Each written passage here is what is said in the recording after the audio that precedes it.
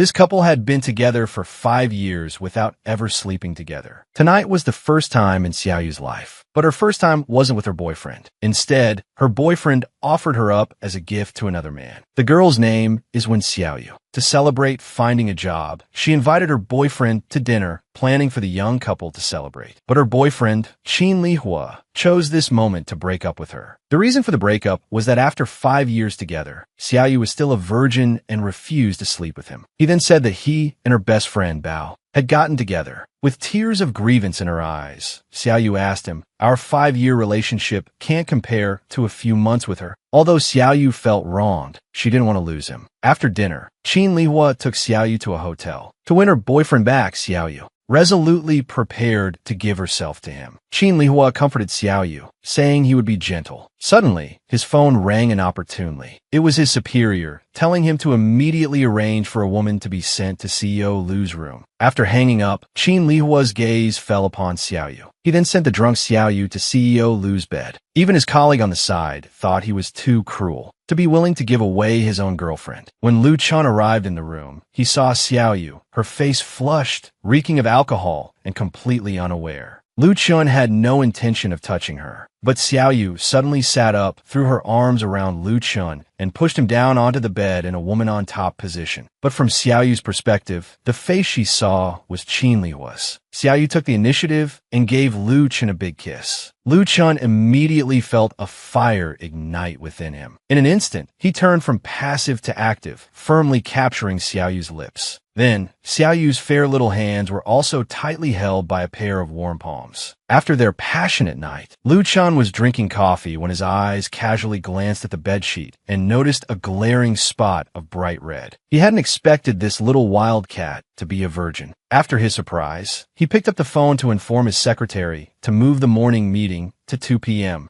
At this moment, Xiaoyu was still sleeping sweetly. Seeing how soundly she slept, Lu Chun didn't disturb her dreams. He then took a piece of paper and wrote a note. Then he used a water glass to hold the note down, gently kissed Xiaoyu's forehead, and whispered, "Little wildcat, I'll come find you later." Next, he went to his cemetery. Today was the anniversary of his parents' death. "Mom, Dad, I've come to see you." Meanwhile, back at the hotel, someone swiped open the door to Xiaoyu's room. Qin Lihua walked in. Looking at Xiaoyu sleeping soundly on the bed, he felt a complicated mix of emotions. The girlfriend he'd had for 5 years, he had personally handed her over. At this moment, he was going crazy inside. He clearly didn't love her, yet he was filled with regret for giving away the girlfriend he'd been with for 5 years. Qin Lihua was afraid Xiaoyu would hate him if she found out. Just then, he noticed the note held down by the water glass on the bedside table. He picked it up and saw it was a message from Lu Chun. He angrily crumpled the note, deciding that Xiaoyu must not know what happened last night. At that moment, a slight noise woke Xiaoyu up. Seeing she was awake, Qin Lihua quickly let go of his hand. Xiaoyu noticed her boyfriend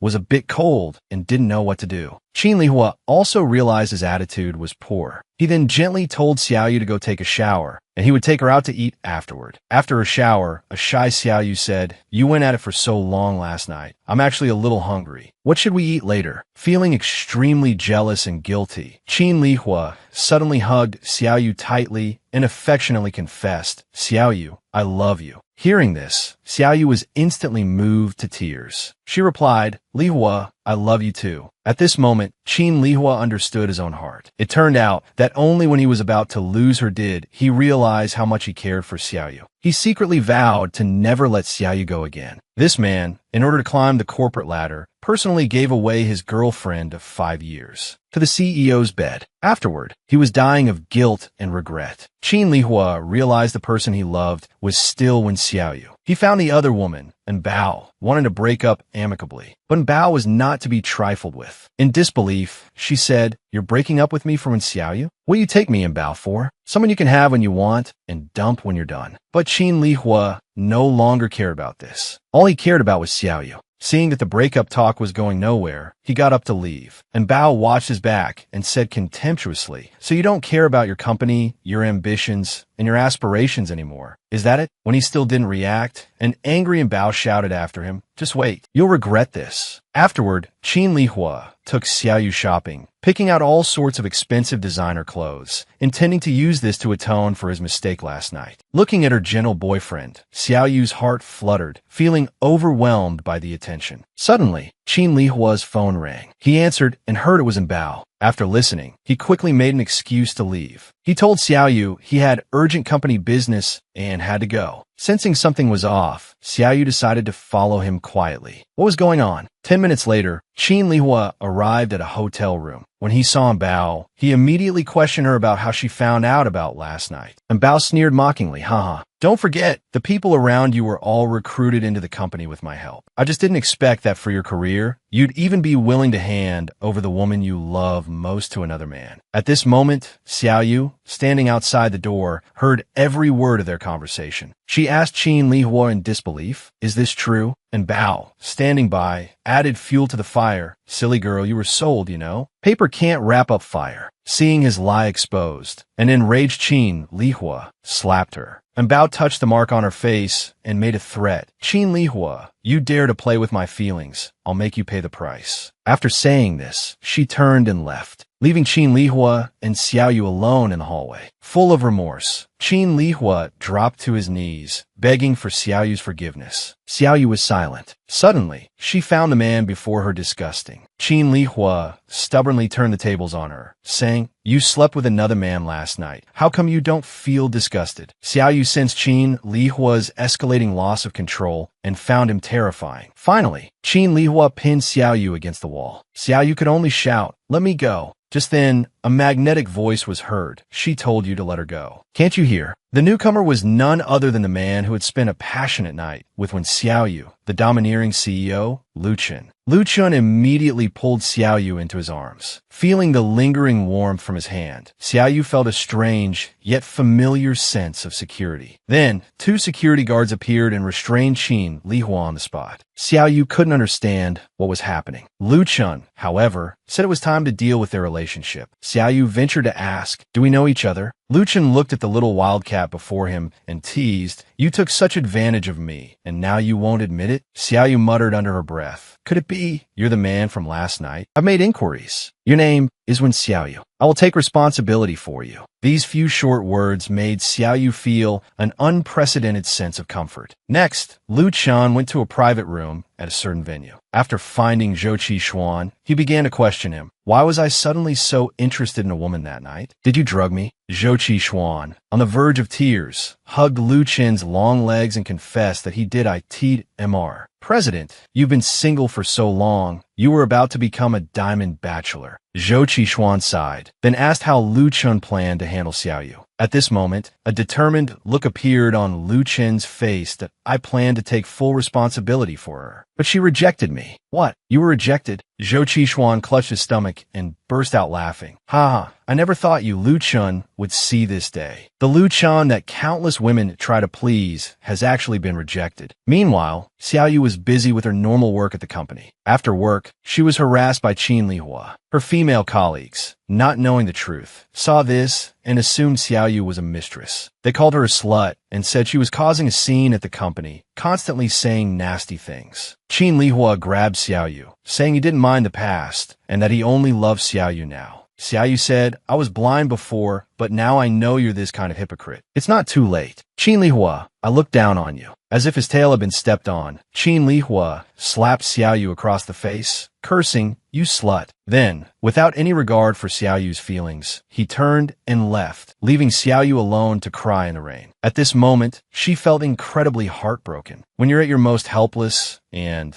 a man shields you from the wind and rain, he must really love you, right? Just moments ago, the boyfriend who betrayed her came to the company and caused a huge scene, leaving Xiaoyu all alone, sitting on the ground. When Xiaoyu looked up at the sky, helplessly, she didn't understand why things had become like this. What'd she done wrong? Her tears mixed with the rain, dripping down. Suddenly, an umbrella shielded Xiaoyu from the rain. When Xiaoyu looked up and saw it was Lu Chen, Lu Chen slowly squatted down and gently wiped away Xiaoyu's tears with his hand. He softly comforted Xiaoyu, don't punish yourself for someone else's mistakes. When Xiaoyu asked Lu Chen, why are you here? It turned out that a few hours earlier, Lu Chen, after being rejected by Xiaoyu, had asked Zhou Qixuan for advice on how to pursue a girl. Zhou Qixuan told Lu Chun to conquer her with his charm. In that moment, Lu Chun seemed to have an epiphany. He ordered Zhou Qixuan to get him all of Wen Xiaoyu's information within 3 minutes. Lu Chun looked at the sorrowful Wen Xiaoyu and wanted to take her to eat something, but she was in no mood. She stood up abruptly, saying she was going home. Wiping her tears, Wen Xiaoyu apologized to Lu Chun. "I'm sorry you had to see me in such a disgraceful state again." But when she learned Lu Chun had come specifically for her, she blushed. Seeing Wen Xiaoyu's flushed face, Lu Chun was pleased and muttered to himself, "She's blushing. Looks like I'm still quite charming." Wen Xiaoyu quickly explained to Lu Chun, "If this is about that night, I've already made it clear to you. I don't need your pity or for you to take responsibility." Lu Chun placed his hands on Wen Xiaoyu's shoulders. "That I'm serious." Hearing the word serious, Wen Xiaoyu thought of the promises her ex-boyfriend had made to her. She pushed Lu Chun's hands away. Mr. Lu, if you want to play love games, please find someone else, okay? I'm tired and don't want to play along. Lu Chun was rejected by Wen Xiaoyu again. The rejected Lu Chun went to his office and called for his strategist, Zhou Qixuan. He wanted to cancel the investment plan for Qin Lihua's company. Qin Lihua was willing to sacrifice his own girlfriend to get the investment. A person like that is not suitable for cooperation. Zhou Qixuan loudly agreed. A person like that is too despicable. Lu Chun stared coldly at Zhou Qixuan. "That you're not uninvolved in this matter either." Looking at Zhou Qixuan, Lu Chun already knew who had orchestrated it. He warned Zhou Qixuan, "Don't you forget who your boss is." Lu Chun returned home and pushed open his grandfather's study. He loudly asked his grandfather why he did it. Old Master Lu took off his glasses and sighed softly. "You never date. There are rumors outside that you and Zhou Qixuan are secretly together. There's gossip about you too. How can I allow people to point fingers at the Lu family?" Old Master Lu stood up and patted Lu Chen's shoulder. "That woman's name is Wen Xiaoyu. You should compensate her properly for what happened. Money is not an issue." Lu Chen roared at Old Master Lu. "You were the one who forced Ran away back then. All these years, you've pushed countless women on me, and I never embarrassed you, just rejected them gracefully. But why do you keep forcing me? Now you've even started using Zhou Qixuan. Is there anything you wouldn't do? Do you really think money can buy everything?" Old Master Lu chuckled softly. "Aren't all women like that?" But Lu Chun didn't care about his grandfather. He directly laid his card on the table. "That I like Wen Xiaoyu. I'm going to marry Wen Xiaoyu." This made his grandfather so angry he was bristling with rage. The moment Lu Chun left, his grandfather made a phone call, telling the person on the other end to investigate someone named Wen Xiaoyu and bring her to see him. This has to be the most tragic. Female lead. Her boyfriend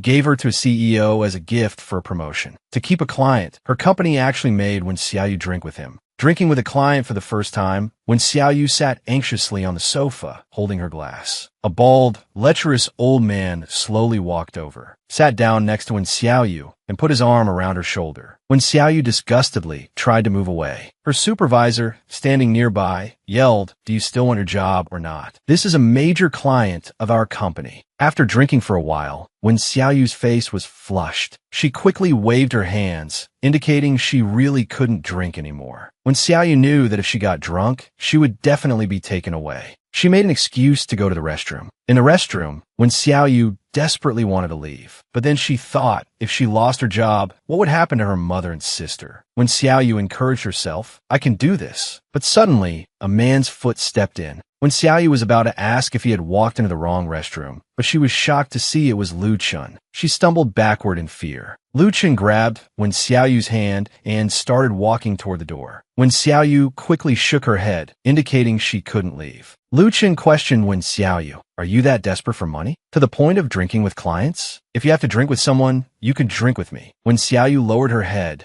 "Is this your capitalist game? Do you have to humiliate me like this?" Lu Chun stepped forward and lifted Wen Xiaoyu's chin. "This isn't humiliation. It's a choice." Lu Chun put his arm around Wen Xiaoyu's slender waist. He looked affectionately at Wen Xiaoyu. "How will you choose?" At this moment, Wen Xiaoyu's face was flushed and tears welled up in her eyes.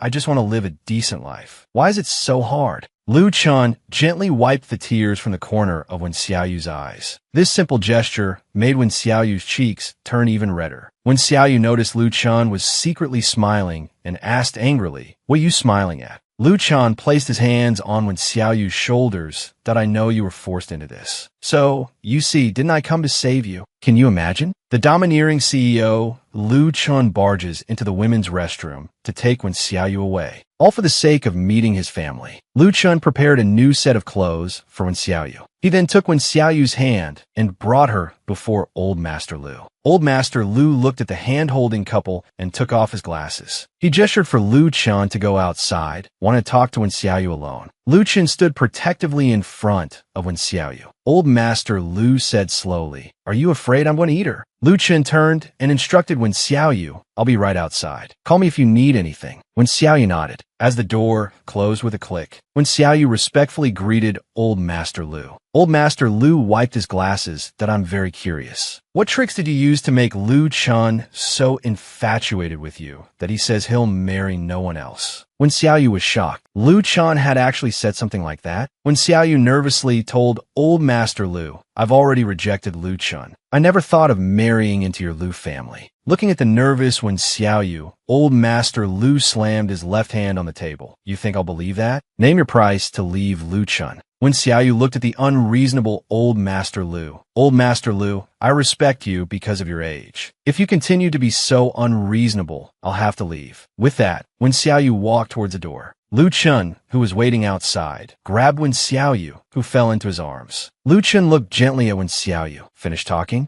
I'll take you home." In the car, Lu Chun looked at the silent Wen Xiaoyu. "Aren't you curious? Why I took you to see my grandfather?" Wen Xiaoyu was about to say something, but instead told Lu Chun, "I don't accept your pity. I don't need you to take responsibility." Lu Chun replied softly, "I know." Wen Xiaoyu instantly flared up.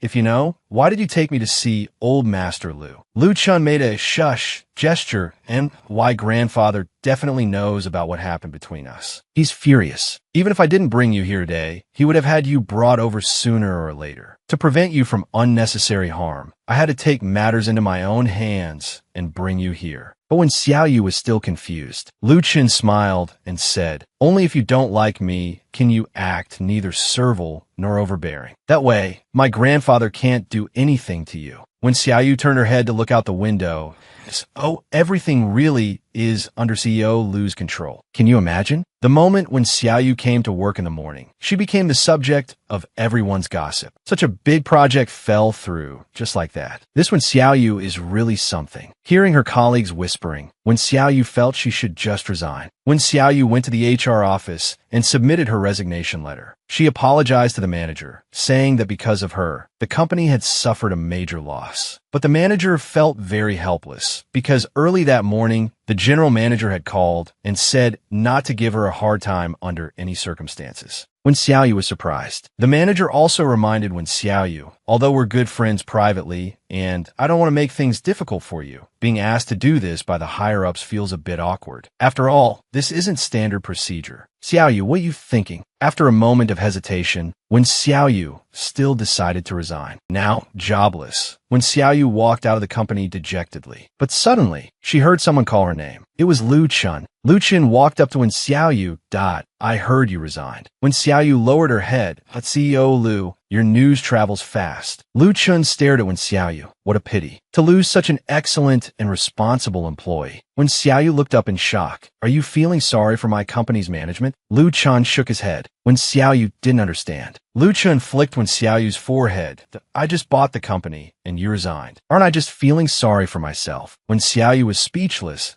"If you have so much money, you can donate it to charity. I don't need you to do these things for me. Do whatever you want, just don't spend it on me." Lu Chun looked seriously at Wen Xiaoyu and asked, "Don't you understand yet?" Wen Xiaoyu looked puzzled. "Understand what?" Lu Chun told Wen Xiaoyu solemnly, "I'm pursuing you." Faced with Lu Chun's forceful confession, Wen Xiaoyu waved her hand impatiently. "I don't need your pity, and I don't want to play your rich people's love games. Right now, I just want to live a good life and work hard to earn money." Lu Chun didn't expect to be rejected so cleanly by Wen Xiaoyu and left, dejected. Can you imagine? The domineering CEO Lu Chun, who has it all, looks, talent, wisdom, and beauty, is heartbroken again. The heartbroken Lu Chun had no mood for work and sat dejectedly in his chair. Zhou Qishuan rushed to ask what happened. It turned out Lu Chun had been rejected by Wen Xiaoyu again. "Wen Xiaoyu thinks I want to play love games with her." Zhou Qishuan picked up Lu Chun's coffee, took a sip, and helped Lu Chun analyze the situation. "Actually, it's quite normal. After all, She's been through such a scumbag. Once bitten by a snake, twice shy. I say, just propose directly. That way, she'll know you're serious. Lu Chun sighed softly. That won't work. She'll just resent me more. Lu Chun came up with a new strategy. The next morning, Lu Chun went to the entrance of Wen Xiaoyu's residential complex. Wen Xiaoyu was shocked to see Lu Chun. Why are you here again? Lu Chun quickly explained, if we can't be lovers, we can be friends. Are you going to look for a job? Wen Xiaoyu felt a bit helpless. You really know everything. In the car, Lu Chun gently fastened Wen Xiaoyu's seatbelt and started telling her about a job. Wen Xiaoyu guiltily looked out the window, that I can find a job myself. But Lu Chun didn't give Wen Xiaoyu a chance to explain that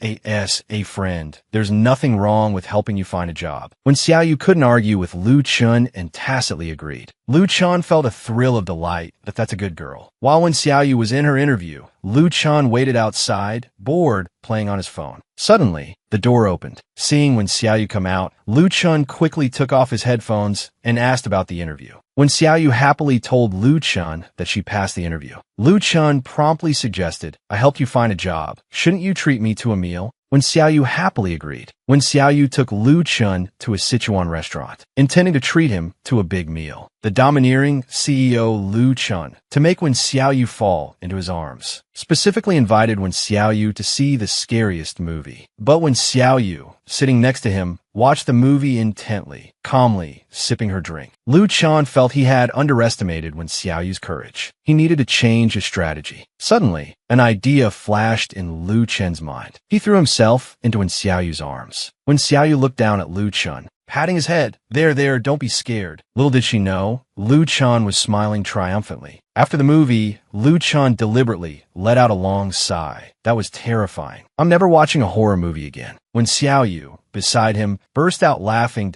I never thought you, who seems so tough, would be afraid of this. Lu Chun flicked Wen Xiaoyu's forehead. Nobody's perfect. Don't have such high expectations. Wen Xiaoyu stood there with a wronged expression, but I didn't have any expectations. After the movie, Lu Chun took Wen Xiaoyu home. In the car, Lu Chun told Wen Xiaoyu he was very happy today. Looking at the serious Lu Chun, Xiaoyu's face turned red as she thanked him. Thank you for taking me home. After saying that, she hurriedly got out of the car and ran home. Lu Chun watched the fluster Wen Xiaoyu and smiled to himself. And she says she doesn't like me. What a dishonest woman. The next day at work, Wen Xiaoyu was staring blankly, holding a water cup. Her colleague waved a hand in front of her face, calling her name. Wen Xiaoyu quickly responded, what's wrong? Just some gossip. Was a guy who picked you up yesterday your boyfriend? Wen Xiaoyu's face instantly turned red. She quickly waved her hands and, oh no. Why are you asking? Oh, nothing. I was just asking for someone. Then, the colleague shouted toward the door, Xiao Gao, you have a chance. Wen Xiaoyu doesn't have a boyfriend. Wen Xiaoyu was stunned. Xiao Gao also stood up shyly to Li Qingqing. Did you have to be so loud? Now the whole company knows. Li Qingqing slapped Xiao Gao's arm. Don't you like Wen Xiaoyu? I'm helping you, and you dare to yell at me? How bold of you. Wen Xiaoyu watched their bickering helplessly. Can you imagine? The domineering CEO Lu Chun actually has a love rival. After work, Wen Xiaoyu was organizing her files when someone called her name. It was Xiao Gao, inviting Wen Xiaoyu to dinner after work. Wen Xiaoyu was about to refuse when her phone suddenly rang. It was Lu Chun. He told Wen Xiaoyu he was right downstairs from her company. Wen Xiaoyu happily agreed. She turned and told Xiao Gao that she had plans. Xiao Gao shyly shook his head, saying it was okay and they could go another time. Wen Xiaoyu happily ran downstairs. As soon as she got downstairs, Lu Chun called out to her to hurry up and get in the car. In the car, Wen Xiaoyu asked Lu Chun where they were going. Lu Chun acted mysterious and said, you'll know when we get there. It turned out they were going to a roller skating rink. At the rink, Wen Xiaoyu seemed exceptionally happy. She asked Lu Chun, how did you know I can roller skate? Lu Chun said nonchalantly, I saw it on your old social media posts. Wen Xiaoyu came to a sudden stop in front of Lu Chun. Looks like I asked a redundant question. Xiaoyu skated backward, putting a few meters between her and Lu Chun. Wen Xiaoyu said happily to Lu Chun, I'm really good at roller skating. Lu Chun looked at the smiling Wen Xiaoyu. This was the first time he had seen her like this. She was so beautiful. Wen Xiaoyu waved her hands, calling out to Lu Chun, hurry up, snapping back to reality. Lu Chun's cheeks flushed slightly. Wait a minute, I'm coming. Lu Chun skated forward, but being unfamiliar with roller skating, his feet slipped and he was about to fall backward. Lu Chun felt his glorious image was about to be shattered. But suddenly, a pair of hands grabbed him. However, the strength wasn't enough. With a thud, they both fell to the ground. Lu Chun quickly took Wen Xiaoyu to a nearby clinic. Looking at the scrape on Wen Xiaoyu's knee, Lu Chen's face was full of self-blame. Wen Xiaoyu didn't want Lu Chun to feel too guilty and comforted him. "It's okay, it's just a scratch." Before Wen Xiaoyu could finish her sentence, the moment the antiseptic touched the wound, she felt a jolt and her whole body ached. Lu Chun glanced at Wen Xiaoyu, "And you said it's okay." The next time he applied the medicine, Lu Chen's movements were noticeably gentler. He even blew on the wound. Watching the serious Lu Chun, Wen Xiaoyu's cheeks turned even redder. When a domineering CEO comes to your home, will he leave so easily? Lu Chun took the bandaged Wen Xiaoyu downstairs. Watching Wen Xiaoyu hopping, Lu Chun asked with concern, "Are you sure you're okay?" Wen Xiaoyu turned around, stuck out her tongue, and made an okay sign with her right hand. But Lu Chun rushed forward and swept Wen Xiaoyu into his arms. "That I don't think you're okay." At the door to Wen Xiaoyu's apartment, Xiaoyu quickly asked Lu Chun, "Can you put me down?" But Lu Chun ignored her and ordered Wen Xiaoyu to open the door. Wen Xiaoyu lowered her head. "You can't come in." Lu Chun moved closer to Wen Xiaoyu. "I'll just put you on the sofa and leave." Wen Xiaoyu's cheeks were flushed, and she tacitly agreed to Lu Chun's suggestion. She slowly opened the door. Once inside, Wen Xiaoyu urged Lu Chun to leave quickly. But Lu Chun gradually moved closer to Wen Xiaoyu. Wen Xiaoyu quickly backed away. "What are you trying to do?" Lu Chun grabbed Wen Xiaoyu's hand. "You've already let the wolf in the door." Wen Xiaoyu told Lu Chun fearfully, "Calm down." "I'm very calm." Then, Lu Chun's face moved closer and closer. Wen Xiaoyu was so scared she squeezed her eyes shut and pushed Lu Chun away. "You can't do this." Lu Chun grabbed Wen Xiaoyu's hands and pinned her on the bed. "That can't do what?" With tears in her eyes, Wen Xiaoyu cried out, "Lu Chun, you can't do this. If you keep this up, I'm going to get angry." Lu Chun looked at Wen Xiaoyu and knew he couldn't be too hasty. He laughed and said, "I was just teasing you." But then he seriously told Wen Xiaoyu, "Remember, from now on, only I can enter this door." Wen Xiaoyu was a little surprised. Half a month passed. Wen Xiaoyu gradually adapted to her new job and got used to Lu Chen's daily invitations. She knew it was wrong to indulge in Lu Chen's gentleness, but she couldn't refuse. The only thing that was annoying was the man in front of her. Can you imagine? The domineering CEO Lu Chun had a new love rival. Wen Xiaoyu was being pursued by this puppy dog-like man. She had already rejected him many times, but he was still pestering her. Wen Xiaoyu said helplessly, "I really don't have feelings for you. Besides, this is the office. Your constant high-profile pursuit of me is affecting my work." But Xiao Gao quickly replied, "Then I'll be more low-key next time." Wen Xiaoyu was exasperated. Little did she know, her boss was silently watching all of this from behind. He then called Lu Chun, saying he was going to fire Wen Xiaoyu. Lu Chun quickly said, "You must be joking." The boss told Lu Chun that someone was pursuing Wen Xiaoyu in a high-profile manner at the company, which was affecting the work atmosphere. Lu Chun was instantly furious. Someone dared to pursue his woman right under his nose. He dropped his phone and rushed to the company. When it was time to get off work, Wen Xiaoyu packed her things, ready to leave. But suddenly, Xiao Gao appeared behind her with a whoosh, inviting Wen Xiaoyu to a movie. Wen Xiaoyu looked annoyed. "What's with this guy? How can I get rid of him?" She quickened her pace, trying to leave the office. But Xiao Gao was still chattering endlessly behind her. Li Qingqing on the side was speechless. What a clueless, straight-laced guy. How could anyone agree to this kind of simpering pursuit from Xiao Gao? Xiao Gao shouted at Wen Xiaoyu, "Do you have someone you like? Is that why you're rejecting me?" To make Xiao Gao give up, Wen Xiaoyu lowered her head and told him that she did have someone she liked. But Xiao Gao didn't give up. He puffed out his chest and said, "Who is he? We'll compete fairly. It's me. Please don't harass my girlfriend." Wen Xiaoyu didn't expect Lu Chun to be here. Lu Chun walked up and put his arm around Wen Xiaoyu. The scene fell silent for a moment. "He's so handsome." No wonder she said she didn't have a boyfriend. This is just making everyone jealous. The male colleagues were also complaining. Ever since Wen Xiaoyu arrived, the office has been like a cheesy romance drama. Li Qingqing, on the side, felt that Wen Xiaoyu's boyfriend looked a bit familiar. She looked down at the magazine cover on her desk and gently patted Xiao Gao's shoulder. "You should just give up. The difference in your league is too great. This nasty old man is just too much. He's trying every trick in the book to stop his grandson from being with the person he likes." After dinner, Lu Chun and Wen Xiaoyu were chatting by the roadside, unaware that they were being secretly secretly followed. Old Master Lu learned that Lu Chun and Wen Xiaoyu had been meeting almost every day for nearly a month. He directly asked Wen Xiaoyu to meet him at a coffee shop. Looking at the nervous Wen Xiaoyu, he said, "You should know why I asked you here, right?" Wen Xiaoyu lowered her head, not daring to look Old Master Lu in the eye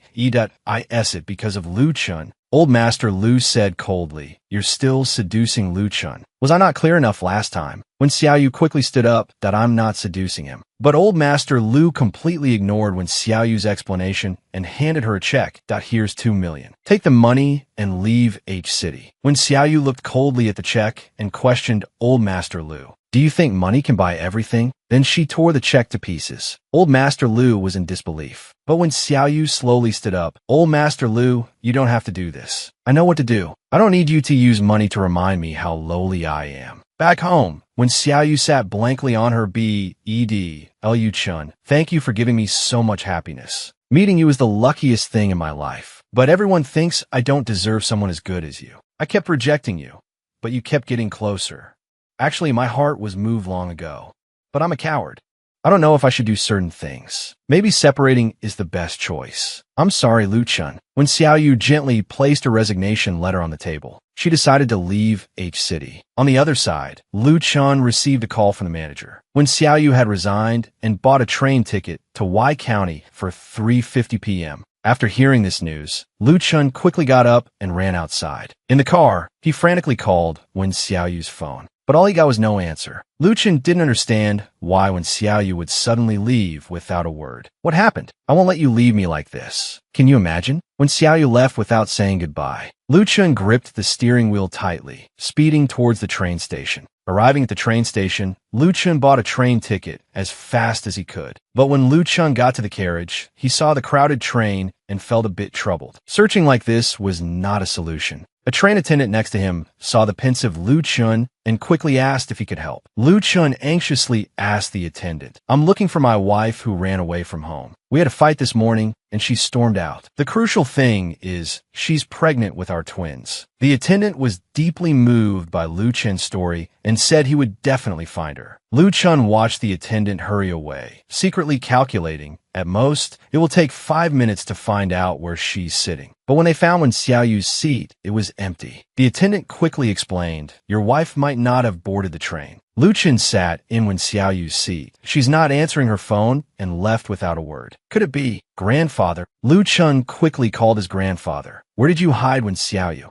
But Old Master Lu explained unhurriedly, "I did it for your own good. One day you'll understand." Hearing his grandfather's words, Lu Chun hung up the phone in a rage. Meanwhile, in a taxi, when Xiaoyu noticed something was wrong, she quickly asked the driver, "Are we going the wrong way?" The driver turned to look at Wen Xiaoyu. "Little girl, you finally noticed?" Lu Chun sat in his car, expressionless and dazed. Suddenly, his phone rang. It turned out Wen Xiaoyu had been kidnapped. They demanded Lu Chun bring 5 million in cash for her ransom. Wen Xiaoyu had to go alone. Lu Chun didn't believe Wen Xiaoyu was kidnapped and wanted to hear her voice first. But Wen Xiaoyu didn't want Lu Chun to walk into danger and chose to remain silent. The kidnapper angrily kicked Wen Xiaoyu to the ground. Lu Chun, on the other end of the line, heard the sound and warned the kidnapper, "If you touch another hair on her head, I'll send you to hell." Can you imagine? When Xiaoyu was kidnapped, the kidnappers demanded Lu Chun come alone with 5 million in cash to ransom Wen Xiaoyu. Lu Chun kicked the door open and,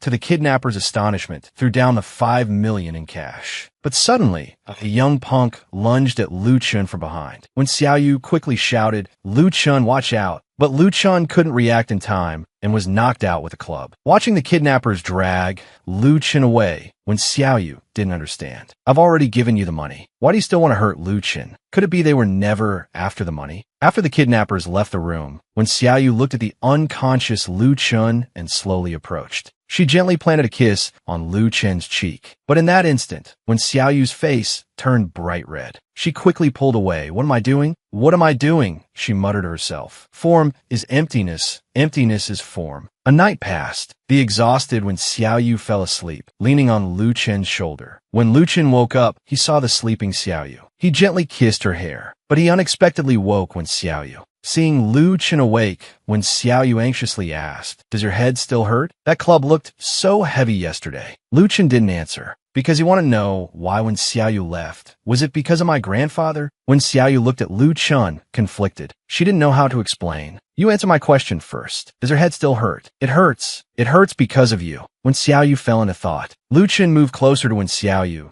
I won't allow you to give up on me so easily. But Lu Chun, don't you understand? Looking at the serious Lu Chun, when Xiaoyu said hesitantly, I don't blame you. It's just that we're really not suitable. Were we not suitable? I like you. That's why I'm pursuing you so openly, so everyone can see we're a couple. Don't you understand? I really like you. When Xiaoyu's face flushed and she turned her head to the side, don't just confess so suddenly, okay? When Xiaoyu asked Lu Chun seriously, what exactly do you like about me? Actually, Lu Chun didn't know either. Maybe it was the slap you gave me. Maybe it was your crying face in the rain that day. Maybe it's the way you smile when you roller skate. When you like someone, why does there have to be a reason? When Xiaoyu shyly lowered her head, Lu Chun said happily, let's get married. In the bridal shop, Xiaoyu stood before Lu Chun, wearing crystal high heels. Do I look good? Lu Chun looked up, and his heart instantly skipped a beat. His face flushed that you're so beautiful. Xiaoyu, in her pure white wedding dress, looked like a princess. Her big, bright eyes were crystal clear. Lu Chun was full of confidence that I have to say, I have great taste. Xiaoyu, you're truly beautiful. Xiaoyu looked shy, really? Lu Chun looked at Xiaoyu with deep affection, about to kiss her. Xiaoyu turned and dodged.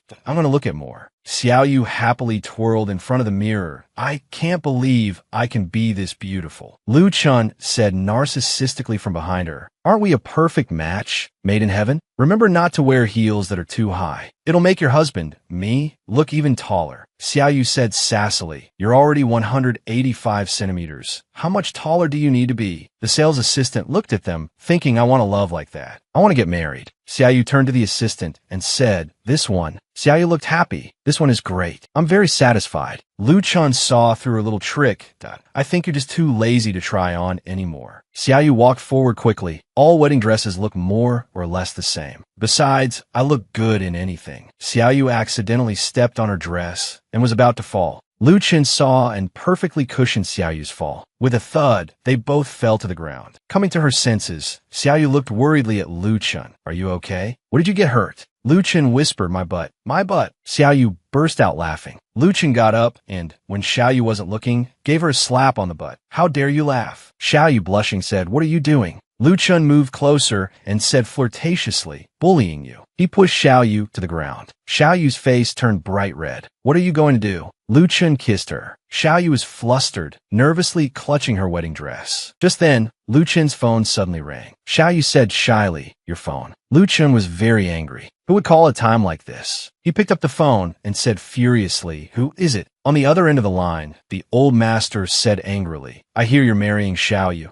Do you even have any respect for me, your grandfather? Hearing that Lu Chun and Xiaoyu were getting married, the old master was instantly furious. Lu Chun silently listened to his grandfather's scolding. He said to Xiaoyu, come home with me to see Grandpa. Hearing they were going to see the old master, Xiaoyu looked worried. Lu Chun comforted her, don't be afraid. You just need to stand by my side. I'll handle the rest. In the Lu family villa, the old master roared, I told you to come back and see me. Who told you to bring this woman back? Lu Chun retorted, she's not this woman. She is my wife. The old master pointed at Xiaoyu and said, wasn't I clear enough last time? Must you force me to be unpleasant? Lu Chun shielded Xiaoyu behind him, that if there's anything, we can talk about it. I didn't bring her here for you to scold. No one can change my mind about the woman I've chosen. The old master looked disdainful, that I asked that so. But from what I see, she's not ready to enter the Lu family's doors. Xiaoyu was intimidated by the old master's presence. Lu Chun held Xiaoyu's hand that don't be afraid. I'm here. Lu Chun's comfort gave Xiaoyu courage. He's already being so brave. I can't be a coward. She tightly gripped Lu Chun's hand. Grandpa,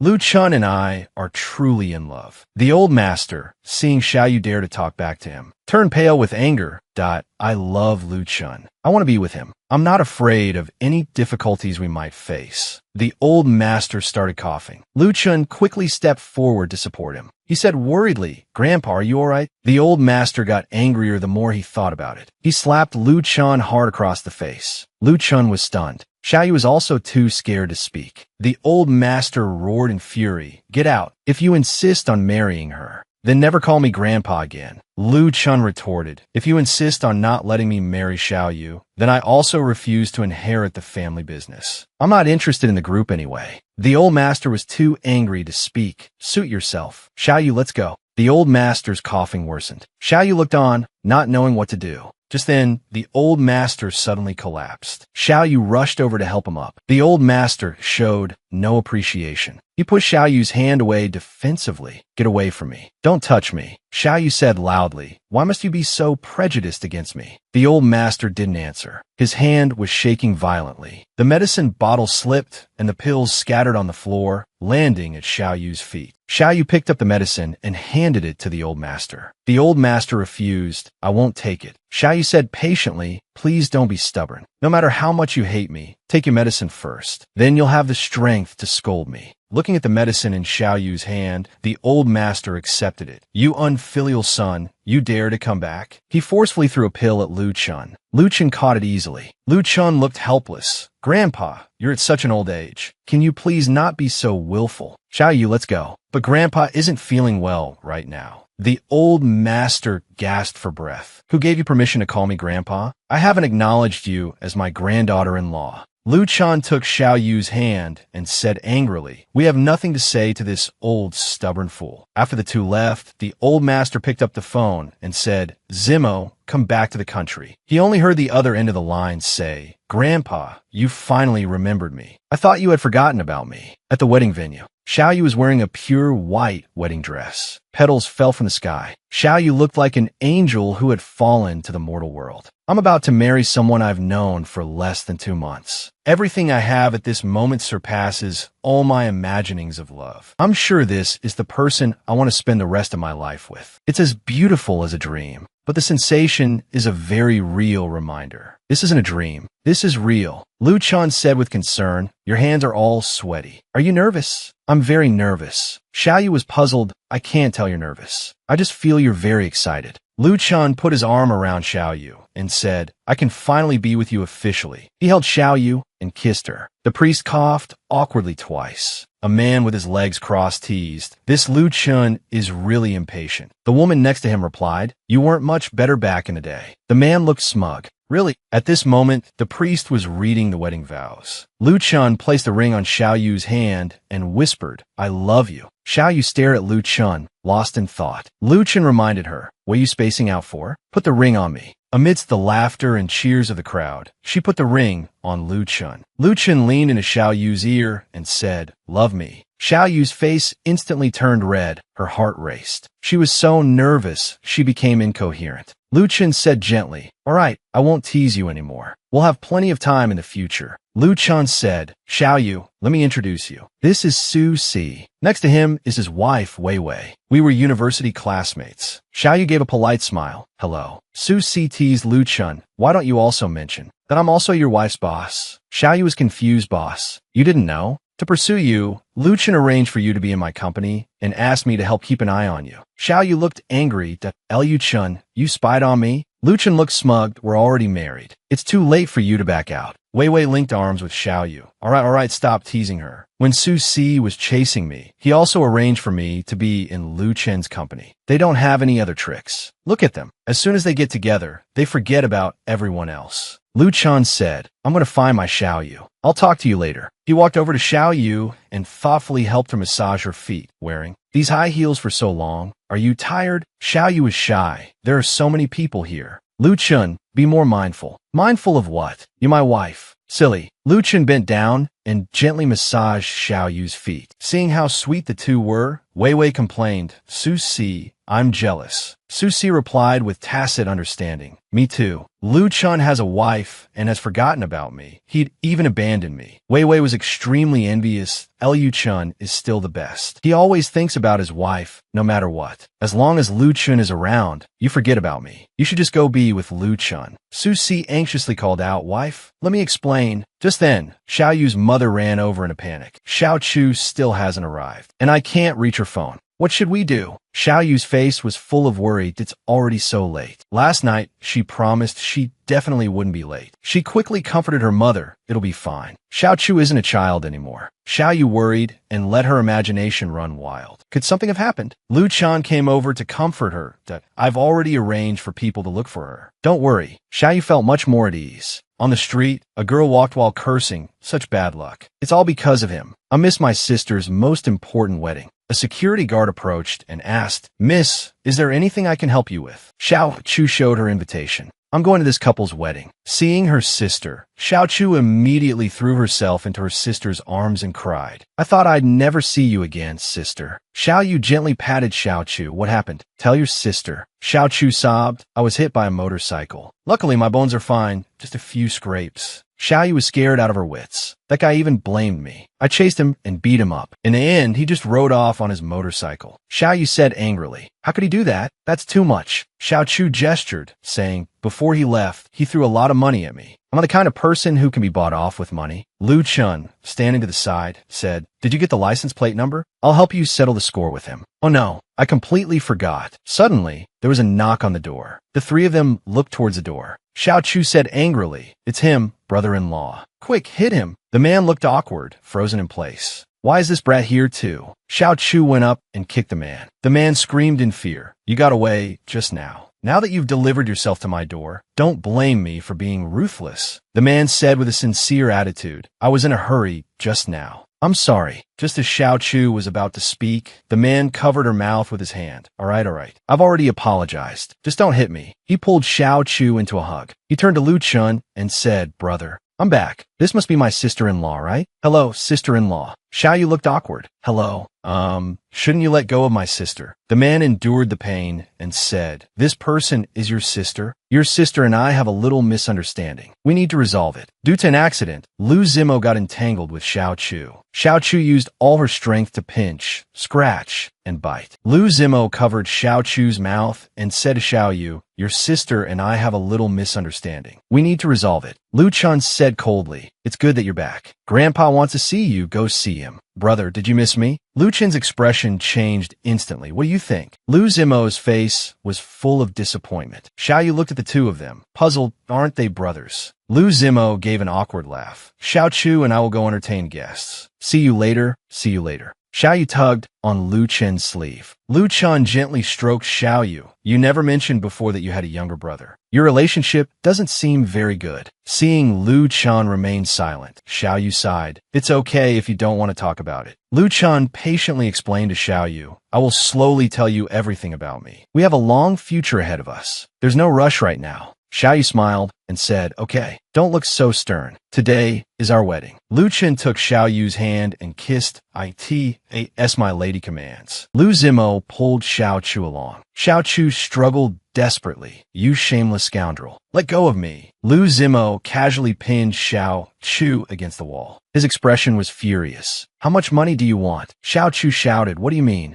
You're just trying to scam me for money. Don't think I don't know. You're still playing innocent after I've exposed you. Xiao Chu said playfully, you found me out. So what? I do want money. What you gave me before wasn't enough. And you even turn out to be my brother-in-law's younger brother. Isn't this fate? Lu Zimo looked completely helpless. Name your price. 800,000. Deal. At night, the wedding ended. In the bridal suite, Lu Chun was in the bathtub, his eyes alluring. How about a lover's bath? Xiao Yu said shyly, no. I don't want to. Lu Chen played with a rubber ducky. Yes, that's so? Well, I'm so disappointed. Xiao Yu's face was flushed that we've already done that. Why am I still so nervous? She suddenly remembered was because she had been drinking last time. Looking at the various red wines in the wine cabinet, Xiao Yu gave a seductive smile. Lu Chun was drying himself off. He looked at Xiao Yu in surprise. What's going on? He saw Xiao Yu's eyes were hazy. She was kneeling on the bed, holding a bottle of wine, her face flushed red, calling out seductively, Lu Chun. On their wedding night, Xiao Yu was drunk. Her usually clear eyes had become hazy and distant. Her fair cheeks were faintly tinged with red. She had an irresistible allure, making one want to get closer to her. Emboldened by the alcohol, Xiao Yu pounced on Lu Chun, and I like you so much. Meeting you has used up all my luck for this lifetime. Lu Chun said affectionately, "Silly girl. Your good luck has only just begun." Xiaoyu looked at Lu Chun, mesmerized. She was overcome with an urge to kiss him. Lu Chun smoothly picked Xiaoyu up, returned to the room, and turned off the light. That night, he never left her side. The next morning,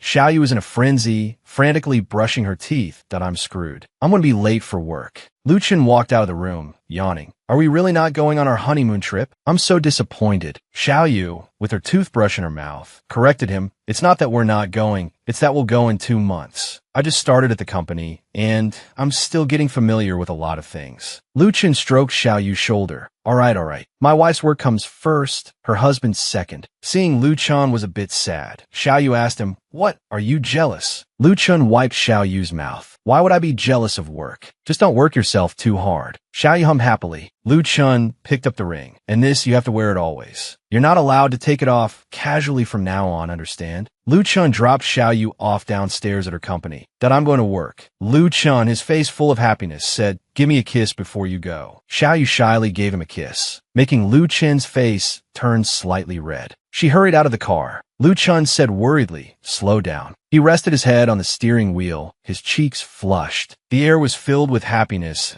It's so good to have a wife. Xiaoyu arrived at the company and started her busy workday. Xiao Gao walked past her, holding a pile of documents. "What does it feel like when your grandfather lets an illegitimate son inherit the family business?" Zimo was surprised. "Why let me compete with my brother for the market? Let me inherit the family business. Your brother still can't see that woman for who she is. She's only after his money. He's even willing to give up the family business for her. Only when he's poor and destitute will he see her true colors." Zimo thought for a moment and remembered something. Xiaoyu's sister was trying to scam people on the street. "I saw her." The old master flew into a rage. "Indeed, I wasn't wrong about them. No one in that family is any good." Zimo was troubled.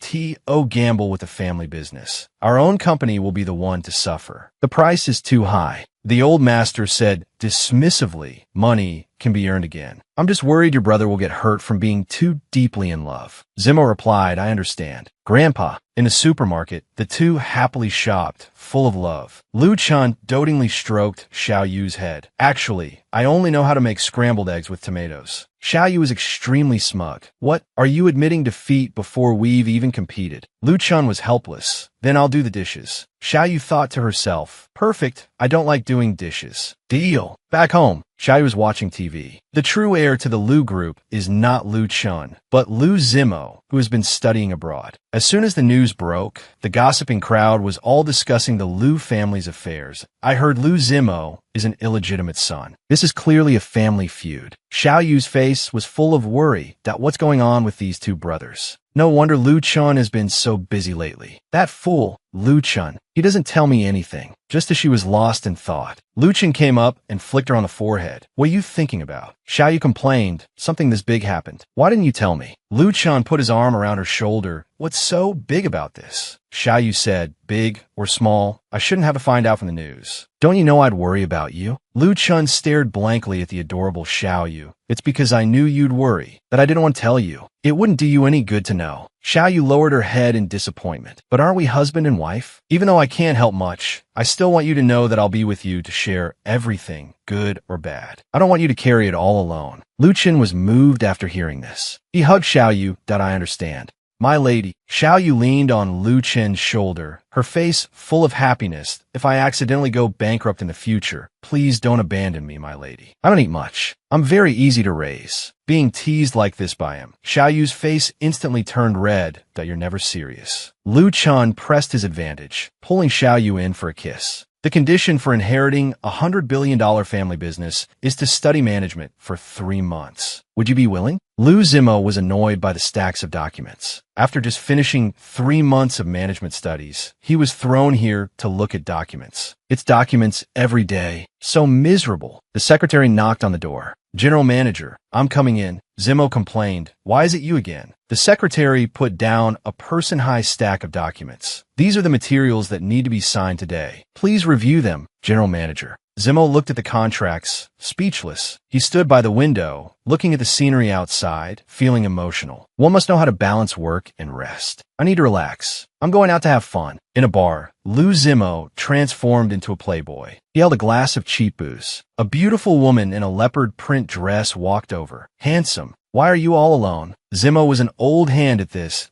I was waiting for you. The woman tried to seduce Zimo. Your hands are a bit restless. The woman said shyly, don't you like it? A waitress not far away heard a familiar voice. She took a closer look, and sure enough, it was him, Lou Zimo. At this moment, Zimo also spotted the waitress. It was actually Xiao Chu. What are you doing here? Xiao Chu sighed. It's true that enemies are bound to meet. What bad luck. Zimo got emotional, suddenly standing up. You scammed me out of 100,000. Now you're here trying to seduce someone again? Xiao Chu, having been taken advantage of, was very angry. Get your pig trotters off me. Zimo said domineeringly, I won't. Xiao Chu angrily slapped his hand away. I'm here to work part-time, not to find you. Don't be so full of yourself. So that's it, working part-time in a place like this. Xiao Chu turned and said, just pretend you didn't see me today. Not many people should know you're working part-time here, right? Xiao Chu was startled. He's not going to blab, is he? Zimo threatened. Tell me, what do you think would happen if I told your sister and mother about this? Xiao Chu said in frustration, what's your goal? Just say it. Zimo held out his hand. Give me back my 100,000. Xiao Chu was speechless. Bro, your family is so rich. You don't need this little bit. Zimo pressed his hand against her lips. I just hate being schemed against. You should be grateful I'm not making you pay 200,000. Xiao Chu was helpless. I've already spent all the money. Zimo took out a pen and paper. Write an IO. Xiao Chu was petrified on the spot. Zimo pointed at Xiao Chu. Hurry up and write. Xiao Chu reluctantly wrote. Even if I write it, I won't pay it back. How can I spit out the meat that's already in my mouth? Zimo walked out of the bar, exhausted. After being stirred up by Xiao Chu, he lost the mood to continue having fun. He took out his phone. Brother, sister-in-law's sister, is working as a waitress in a bar. Did you guys know? What's it like to run into your sister-in-law's sister at a bar? Lou Zimo, learning that Xiao Chu was working part-time at a bar, contacted Lu Chen. Brother, sister-in-law's sister is working as a waitress in a bar. Did you guys know? Lu Chen replied, send me the address. Aren't you curious why I'm at a bar? Before he could finish, he heard the beeping of the disconnected line. Zimo's face was full of disappointment.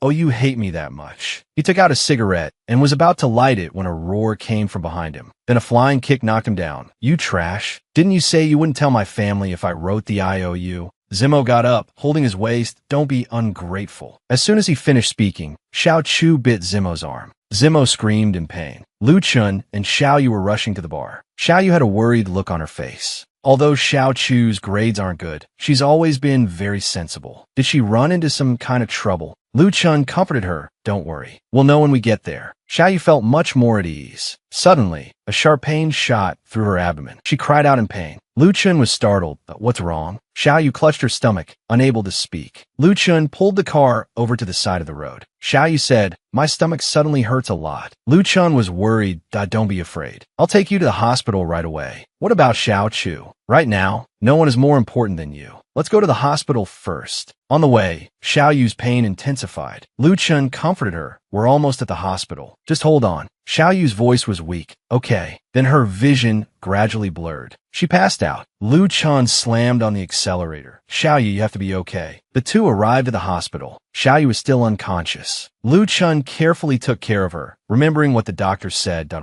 Lu, Mrs. Liu is pregnant, but her constitution is weak and she was emotionally agitated, which triggered the severe pain and fainting. In the future, you must pay more attention to her diet and lifestyle. The first to third months of pregnancy are when miscarriages are most likely to occur. Lu Chen looked at his phone, thinking, should I let him know about this? In the hospital, Lu Chen called his grandfather. I'm going to be a father. You're going to have a great grandchild. The old master said irritably, what? Do you need my blessing? I will not acknowledge that woman's child. I'm just informing you. As for whether you accept it or are happy about it, that's your business. After saying that, Lu Chun hung up, leaving the old master fuming with rage. He almost smashed his senior-friendly phone. The phone rang again. The old master answered the phone irritably. Hello? Who is it? On the other end, the secretary replied, Chairman, the general manager has disappeared. Hearing more bad news, the old master became even more agitated. What do you mean, disappeared? I thought he had changed. Sure enough, he can't behave for more than a few days. The old master roared, "Find him for me immediately. Tie him up and bring him back if you have to. When you're sick in bed, it must be very blissful to have someone by your side taking care of you." Xiaoyu woke up from her coma. Looking at the man before her, her face was full of happiness. Xiaoyu gently stroked his hair. Lu Chan sensed Xiaoyu was awake. "When did you wake up?" "You were sleeping so soundly, I couldn't bear to wake you." Lu Chan said with concern, "Does your stomach still hurt now?" Xiaoyu replied, "It's much better. It doesn't hurt at all now." Xiaoyu suddenly thought of Xiao Chu. Lu Chen reassured her, "Don't worry. I've already called Zimo. He'll get Xiao Chu home safely." Hearing Lu Chen's words, Xiaoyu felt much more at ease. Lu Chen put his arm around Xiaoyu. "Dad, aren't you curious why your stomach hurt?" Xiaoyu asked why. Lu Chen, full of love, said, "Silly, you're pregnant." Xiaoyu subconsciously replied, "Oh." Just as she was seeing stars, she suddenly realized, "What? I'm pregnant? For real?" Lu Chen hugged her and said gently, "It's real." Xiaoyu was a little worried, "But I'm not ready yet." Lu Chen squeezed Xiaoyu's hand. "Don't worry. I'm here for everything." Xiaoyu leaned on Lu Chen's shoulder, both of them full of happiness. In the sports car, Zimo said angrily, "From today on, we're through. Let's go our separate ways. I never want to see a crude woman like you again." Xiao Chu said dismissively, "Fine by me. Just give me back the IOU. Still thinking about money at a time like this? I refuse to give it to you." Xiao Chu switched to scoundrel mode. "Then I'll make sure you see me every day. And I'll hit you every time I see you." Zimo suppressed his anger that I don't hit women. "Don't force me." Xiao Chu stuck out her tongue and said smugly, I'm so scared." Zimo, push her face away. "Stop messing around. Sit properly." Just then, Zimo saw someone tailing them in the rearview mirror. He executed a drift, trying to shake off the tail. Unexpectedly, Xiao Chu didn't have a firm grip and was thrown onto Zimo's lap. She yelled, "What are you doing? Do you even know how to drive? Who told you not to wear your seatbelt?" Then he gripped the steering wheel and executed another drift. Xiao Chu was seeing stars, cursing under her breath. "You just wait till I get out of the car. I'm going to beat you to death, you bastard." Zimo looked at the tail behind them. "That IT won't be that easy to catch me." Suddenly, Xiao Chu mumbled that she felt like throwing up. Before Zimo could react, Xiao Chu heaved. It all landed on Zimo. At the same time, Zimo's car was surrounded. A love that crosses class, divides, will ultimately face great resistance. In the Liu family villa, two people knelt before the old master. Zimo cried aggrievedly, "Grandpa, if you wanted to see me, you could have just called. You didn't have to tie me up." The old master was furious. "You didn't finish the task I assigned you, and you still dared to go out and have fun?" Zimo was surprised. "Sister-in-law has a baby. Then I'm going to be an uncle." Xiao Chu thought to herself, "He calls him grandpa, so they're family. That scared me." She smiled broadly and flattered him. "So it's grandpa. I'm your grandson's wife's sister. That makes us relatives, too. You don't need to invite me along when you're disciplining your grandson, right?" The old master was furious. "Abominable. So you're Wen Xiaoyu's sister." Xiao Chu said with a grin, Yes. The girl who extorted 100,000 from Zimo." Xiao Chu was surprised. "You cheapskate. You're going to tattle to the family over such a small thing." Zimo glanced at her. "None of your business." The old master said with disgust, "I'm not surprised. After all, your sister also went to great lengths to marry Lu Chen. Now you're latched onto my Zimo. It seems your ambition is not small either." Xiao Chu thought, "It seems my sister is not well liked in the Liu family." Seeing Xiao Chu remain silent, the old master said sarcastically, "Why aren't you speaking? Overcome with shame? It's a good thing you're still young and have some sense of shame left. That's her skill. I was able to make Lu Zimo obediently give me 100,000. That's my skill. Wouldn't you agree with that logic?" The old master was so angry he slammed the table. Zimo lay on his side on the floor, making a call. "Hello? Brother, I heard sister-in-law is pregnant. How far along is she? When can I hold my little nephew? A niece would be best." The two looked at Zimo, speechless. Xiaoyu asked, "Honey, who's on the phone?" Lu Chun said, "It's a small matter. Didn't we agree I'd cook? You go out and rest." On the other end of the line, Lu Zimo said, "Brother, don't be so cold to me." Xiaoyu's face was full of happiness that I'm not that delicate. "Really?" Lu Chun, while chopping vegetables, said, "In my heart, you need to be protected. Always." The two leaned sweetly against each other. On the other end of the phone, Lu Zimo got a mouthful of their public display of affection. "Hello. Must you ignore me like this? What does it feel like when a man diligently studies recipes so you can eat delicious food? In the office, Lu Chun transformed into a doting prince. In order to make delicious food for Xiao Yu, he diligently studied recipes. Zhou Qishuan was stunned. Boss, a day has passed. Work is piling up like a mountain. How can you still be so calm? Lu Chun was engrossed in his reading. Oh, there's so much to learn about cooking. I'm thinking of entering the restaurant industry. Zhou Qishuan was speechless. As long as you're happy. Lu Chun picked him up. No, I'm not happy. The work is all yours. I'm going home to be a master chef. Xiao Yu was resting on the sofa when she heard a noise from the kitchen. She walked over and saw Lu Chun with a spatula, clattering and stirring the pan. The fish was about to fly out. Xiao Yu looked worried. Is this really okay? After a while, the door opened and Lu Chun walked out. Xiao Yu was a bit shocked looking at Lu Chun. Then she smiled and said, just cooking a meal. How did you get yourself so dirty? Seeing Xiao Yu's bright smile, Lu Chun also grinned, his face smudged. At the dinner table, Xiao Yu looked at the feast. Wow, this looks really good. Let me try this sweet and sour pork rib first. She took a bite and savored it. It's so delicious. Lu Chun said dotingly, I'm glad you like it. Xiao Yu asked, aren't you going to be a little proud after being praised? Lu Chun replied, I did my homework. It's impossible for it not to be delicious. Here, have some soup. Xiao Yu smiled, but after taking a sip, her face instantly changed. She immediately ran to the bathroom and started throwing up. Lu Chun gently patted Xiao Yu's back. Feeling better? Xiao Yu was completely drained. Let me recover. Lu Chun thoughtfully picked Xiao Yu up. That you've been throwing up everything you eat lately. How can your body take it? I have to think of something. He wanted Xiao Yu to lie down and sleep for a while, but Xiao Yu sat up. I can't sleep. Lu Chun stroked Xiao Yu's head. Rest well, then you'll feel better. Xiao Yu obediently got into bed. After leaving the bedroom, Lu Chun made a call.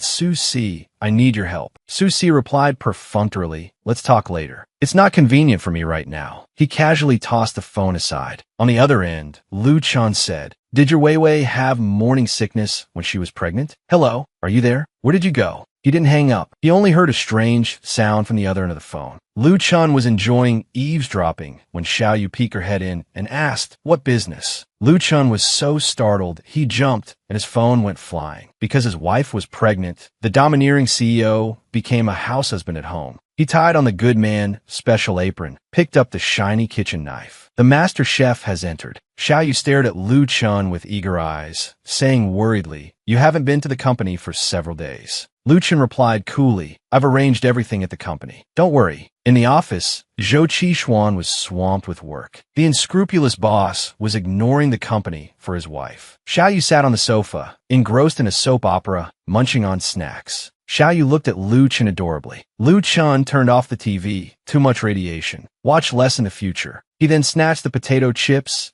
In no nutritional value. You're not allowed to eat them. Xiao Yu was speechless at Lu Chun's behavior. That I really wish he would go to work. Just then, they heard a knock on the door. Lu Chun asked, what are you doing here? Zimo instantly became nervous. That I heard sister-in-law is pregnant, so I came to visit. During the meal, Lu Chun didn't forget to rub it in his single brother's face, crazily putting food on Xiao Yu's plate. Lu Chun's phone rang. It was actually her. Xiao Yu looked at Lu Chun, puzzled. The person on the other end said, Lu Chun, I'm back in the country. I heard you got married. Lu Chun replied coldly, don't call me again in the future. After hanging up, Xiao Yu asked curiously, who was that? Lu Chun replied with a cold face, not important. Xiao Yu replied with a doubtful oh. Zimo, while eating, said, this dish is way too sour. Lu Chun kicked him on the table. Zimo quickly flattered him. This food is so delicious. Xiao Yu chimed in, I think it's delicious too. Lu Chun's cooking skills are getting better and better. Zimo was shocked. And why brother made all these dishes? Xiao Yu happily replied yes. Zimo thought, my brother actually knows how to cook. He then switched to hungry wolf mode, leaving the other two speechless. How many days has this kid not eaten? After eating, he even patted his full belly and burped. Lu Chun yelled, who told you to eat so much? Sister-in-law isn't full yet. Zimo was instantly cowed by his glare. He repeatedly said, I'm sorry. Xiao Yu looked at the two and said awkwardly, I'm full. It's okay. The more Lu Chun looked at Zimo, the angrier he got. You should go back. When Zimo heard Lu Chun kicking him out, his face fell. Brother, do you hate me that much? Lu Chun answered firmly, yes. Zimo asked him why. There has to be a reason for hating me. His parents died in a car accident, and the culprit was his brother's mother. Zimo slammed the table and roared. After all these years, with no reason at all, Leaving me alone abroad is too unfair. What's the reason? You have to give me a reason for hating me. Ever since Mom and Dad passed away, you stopped talking to me. Lu Chun was getting annoyed. He stood up and yelled, "There is no reason. I just hate you." Hearing Lu Chen's firm words, Zimo shed aggrieved tears. He slammed his fist on the table. "Fine. I get it." He turned and left. Xiaoyu watched Zimo leave, not knowing what to say. Zimo pushed the door open. "Sorry to have disturbed you." Xiaoyu didn't know what to do. "Lu Chun, why do you hate Zimo?" "Zimo seems pretty nice." Lu Chun closed his eyes and pondered.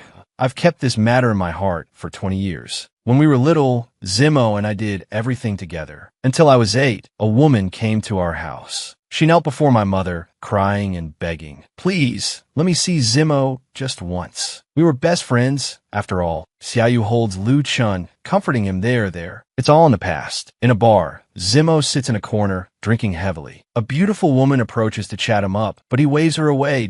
"I'm just a joke." Ha. Just then, a middle-aged man in a sharp suit walks over. "Young master, it's time to go home." Zimo looks at the man before him and slowly closes his eyes. At the Lu family villa, the old master is furious, pointing at Zimo. "What did I have you come back to the country for?" Zimo is dead drunk, showing no sense of crisis. "Why are you being so fierce?" "Annoying," the old master roars. "Get a basin of water and splash him awake." Zimo staggers to his feet. "It's raining outside. I'll go outside to sober up. You wait here." Then he quickly runs out. The butler asks, "Should we bring the young master back?" The old master is in a fit of rage. "No need." Zimo stands dazed in the rain. "Can anyone tell me what on earth I did wrong? If an elder ruined your love life, would you be upset?" Zimo collapses to the ground, his clothes soaked by the rain. People around cast strange glances at him. A beautiful young girl hums a little tune as she strolls in the rain. As she walks, she suddenly stops. "Eliu, Zimo, what's going on with you?" At the Lu family villa, the old master says to the butler, "Get Lu Zimo for me." The butler is nervous. "Young master, he didn't come back last night." The old master is instantly enraged. "What? Didn't come back all night?" The butler says quietly, "I've already sent people to look for him." The old master wipes his mouth. "What's the situation with Lu Chen lately? I hear he rarely goes to the company." The butler replies, "Yes. The young master hasn't been going recently because he's been taking care of Miss One." The old master thunders with rage, throwing a rag to the floor. "Nonsense. How precious. I'm going to pay him a visit." The butler is helpless. Why must he always pick on the children?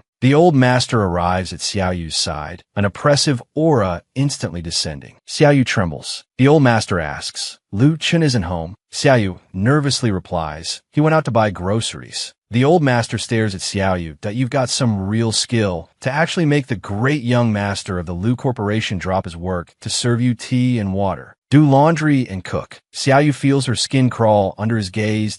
"Eliu Chun, please come back quickly." "Grandfather, I'll go pour you a cup of tea." Xiaoyu has just stood up when the old master says irritably, "No need." The atmosphere drops to freezing point again. Suddenly, the sound of a door opening is heard. Xiaoyu relaxes considerably. Lu Chen walks in carrying things and says, "Are you hungry? Dinner will be ready soon." Xiaoyu hurriedly leans in. "Grandfather is here." Lu Chen says happily, "Perfect timing. Let's eat together. Grandfather has never tried my cooking." The old master hears him mention cooking and flies into a rage. "Are you trying to anger me to death?" Lu Chun stops in his tracks. "What do you mean by that?" The old master spews curses. "You won't be a proper CEO, but you'll be a chef at home." Lu Chen calmly replies, "It seems grandfather doesn't really want to eat my cooking." The dinner table is silent. What a suffocating atmosphere. Someone, save the day. Lu Chen's phone suddenly rings. Several people look over at the same time. The old master glances at it. It's actually Jian Ran. Lu Chun hangs up directly. The old master asks, "Why didn't you answer?" Lu Chun says helplessly, "Why should I answer?" The old master grumbles mockingly, "Oh, Wen Xiaoyu, you'd better pray that Lu Chun can love you for a lifetime." Xiaoyu feels there's a story behind this. She feels very uneasy inside. What does grandfather mean by that? Lu Chun hears his grandfather stirring up trouble. He instantly gets worked up. "Can you just eat properly?" Xiaoyu looks at Lu Chun, feeling a bit upset. "Who was that call from just now?" The old master, green with envy, competes with his granddaughter-in-law for attention. In the kitchen, Lu Chun hums a little tune while washing the pot. The old master says sarcastically, Lu Chun takes very good care of you. Xiao Yu's expression changes slightly. She thinks, grandfather is starting to find fault again. Let me peel an apple for you. The old master takes the apple, bites into it, and slams it on the coffee table with a bang. Too sour. You better go mop the floor. I think the floor is a bit dirty. Xiao Yu picks up the mop. Isn't it quite clean? Just then, Lu Chun comes out of the kitchen. Seeing Xiao Yu mopping, he walks over and hugs her, saying thoughtfully, let me do it. The more the old master watches, the angrier he gets. How did the Lu family produce a simp like you? Lu Chun gets some mop water on the old master's foot while mopping. The old master gets even angrier. Lu Chun, what are you trying to do? Lu Chun is innocent. Mopping the floor, of course. Didn't grandfather say the floor was dirty? Must you defend when Xiao Yu like this? She is my wife, and she's pregnant now. Grandfather, you're at an advanced age. Can't you be a little more sensible? The old master is hopping mad that you're deliberately trying to anger me to death. How could I have a grandson like you? Lu Chun is helpless. What can be done? I am your grandson. There's no helping it. Xiao Yu sees the two of them bickering. An idea strikes her. She clutches her stomach and cries out, my stomach hurts so much. Lu Chun quickly goes forward and puts his arm around Xiao Yu. This is all you're doing. The old master turns his face away with a huff. At the hospital, the doctor scolds them. This is simply outrageous. A pregnant woman cannot be agitated. This will affect her. Don't you understand this basic fact? The old master is dismissive. Isn't she fine? Why make such a big deal out of it? I'm leaving. Lu Chun is worried, feeling a bit guilty. Actually, I was just pretending. Seeing you and grandfather arguing so fiercely, I came up with this idea. Lu Chun smiles smugly that I saw through it long ago. On the way, I conspired with the doctor. Otherwise, how would the doctor have cooperated with your performance? The two of them leave the hospital. Lu Chun carefully supports Xiao Yu. Be careful, it's slippery. Just then, Lu Chun's phone rings again. A girl on the other end says, Lu Chun, you're back in the country. Lu Chun takes 2 steps forward and says coldly, does that have anything to do with me? There's no need for us to meet again. He hangs up and says to Xiao Yu, let's go.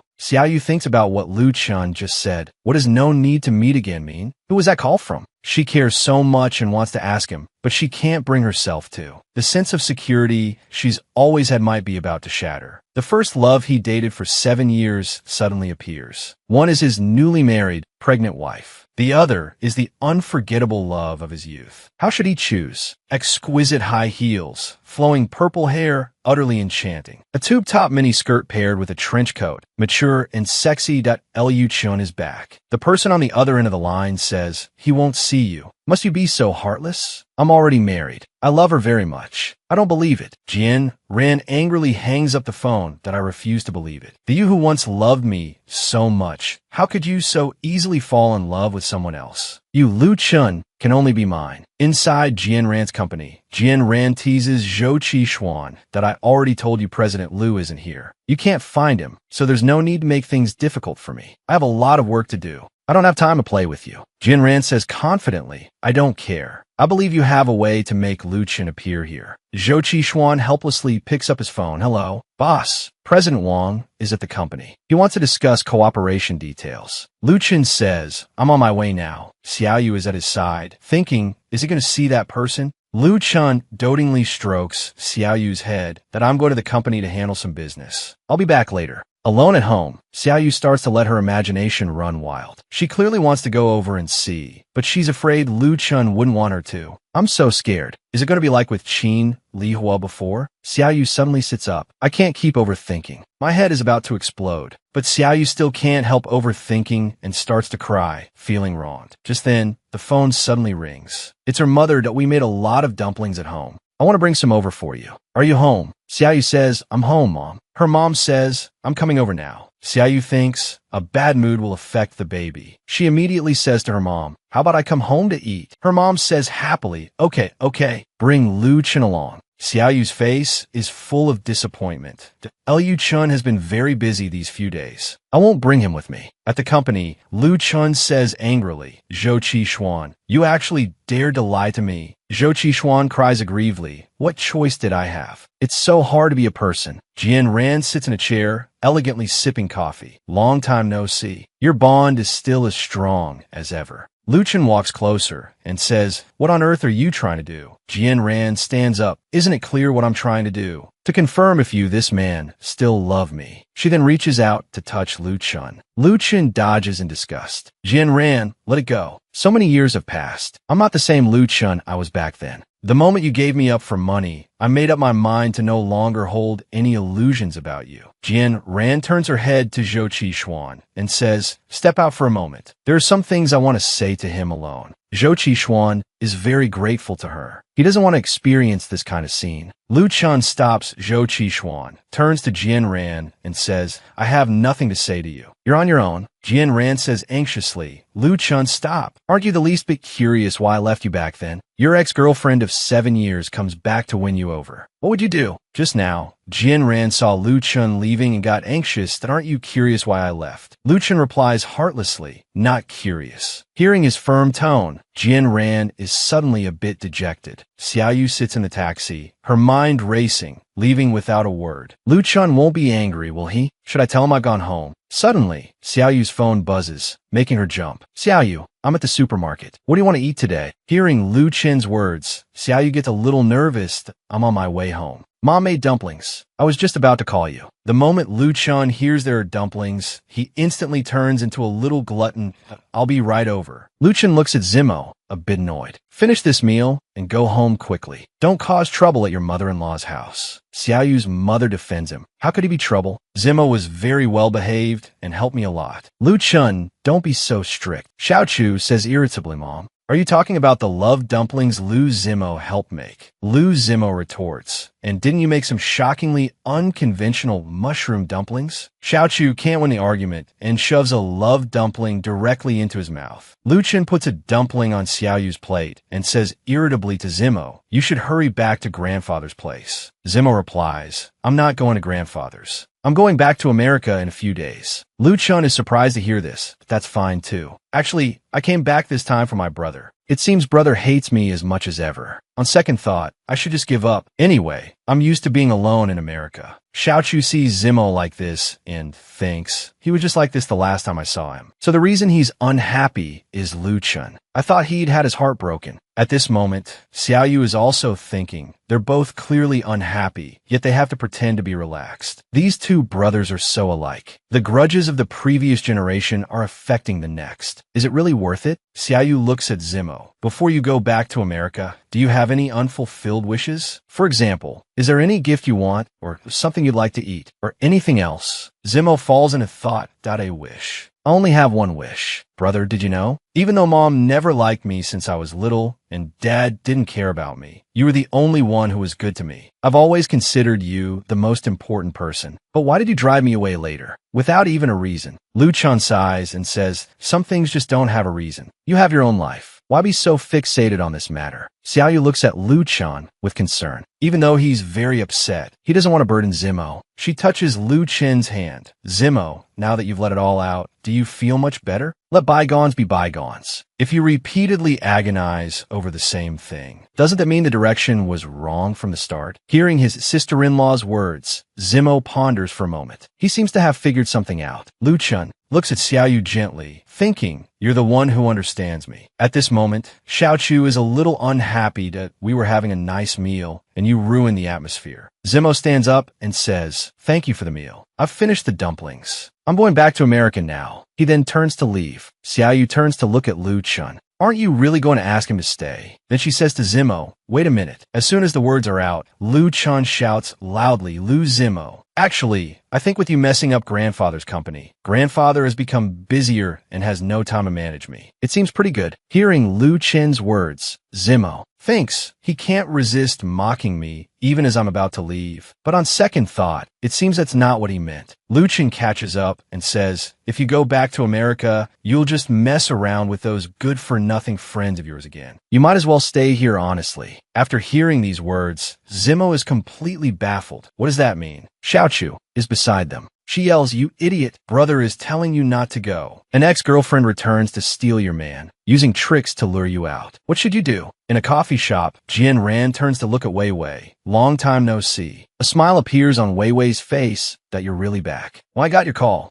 I still couldn't quite believe it. Jian Ran smiles and says, now you believe it, right? You're seeing me in the flesh. Jian Ran gets straight to the point. Actually, there's something I need your help with. Before she can finish, Wei Wei's face flushes oh, I have to go to the restroom first. Wait for me. Jian Ran watches her rush off. Go on. Wei Wei accidentally drops her phone. Ran, can you pick it up for me? Thanks. Just then, a text message arrives. Jian Ran takes a look. It's from Wen Xiaoyu. Wen Xiaoyu? Isn't that the woman who married Lu Chen? I was just looking for you, and you delivered yourself to my doorstep. She picks up the phone and looks at the chat history between Wei Wei and Xiaoyu. A bold idea forms in Jian Ran's mind. Xiaoyu is at home, leisurely reading a book. The phone suddenly rings. Wei Wei, what's up? This isn't Wei Wei. Jian Ran says confidently, let me formally introduce myself. I'm Jian Ran, Lu Chen's first love. He's probably mentioned me to you, right? Tomorrow at 2:30 p.m., 4th floor of Chuxiao Plaza. Let me treat you to coffee. I think we have a lot to talk about. Lu Chen asks curiously, what did Wei Wei want? Xiaoyu tries to cover it up. Nothing. Just reminding me to pay attention to my diet and daily routine. Not bad. Su Si has taught her well. Xiaoyu lies on Lu Chen's lap. What Jian Ran said has her lost in thought. Lu Chen sees Xiaoyu looking gloomy. Why do you seem to have something on your mind? Xiaoyu says, I don't. In the coffee shop, Wei Wei, back from the restroom, fiddles with her phone. Jian Ran says, order whatever you want to eat. My treat. No cilantro, no chili, no onions, no tomatoes. You're really hard to please. How's your Su Si put up with you? Wei Wei, taking a selfie, says, he's willing to spoil me. None of your business. Lu Chen used to spoil you a lot too. You're the one who didn't seize the chance. Jian Ran slams the table in anger. Wei Wei is startled.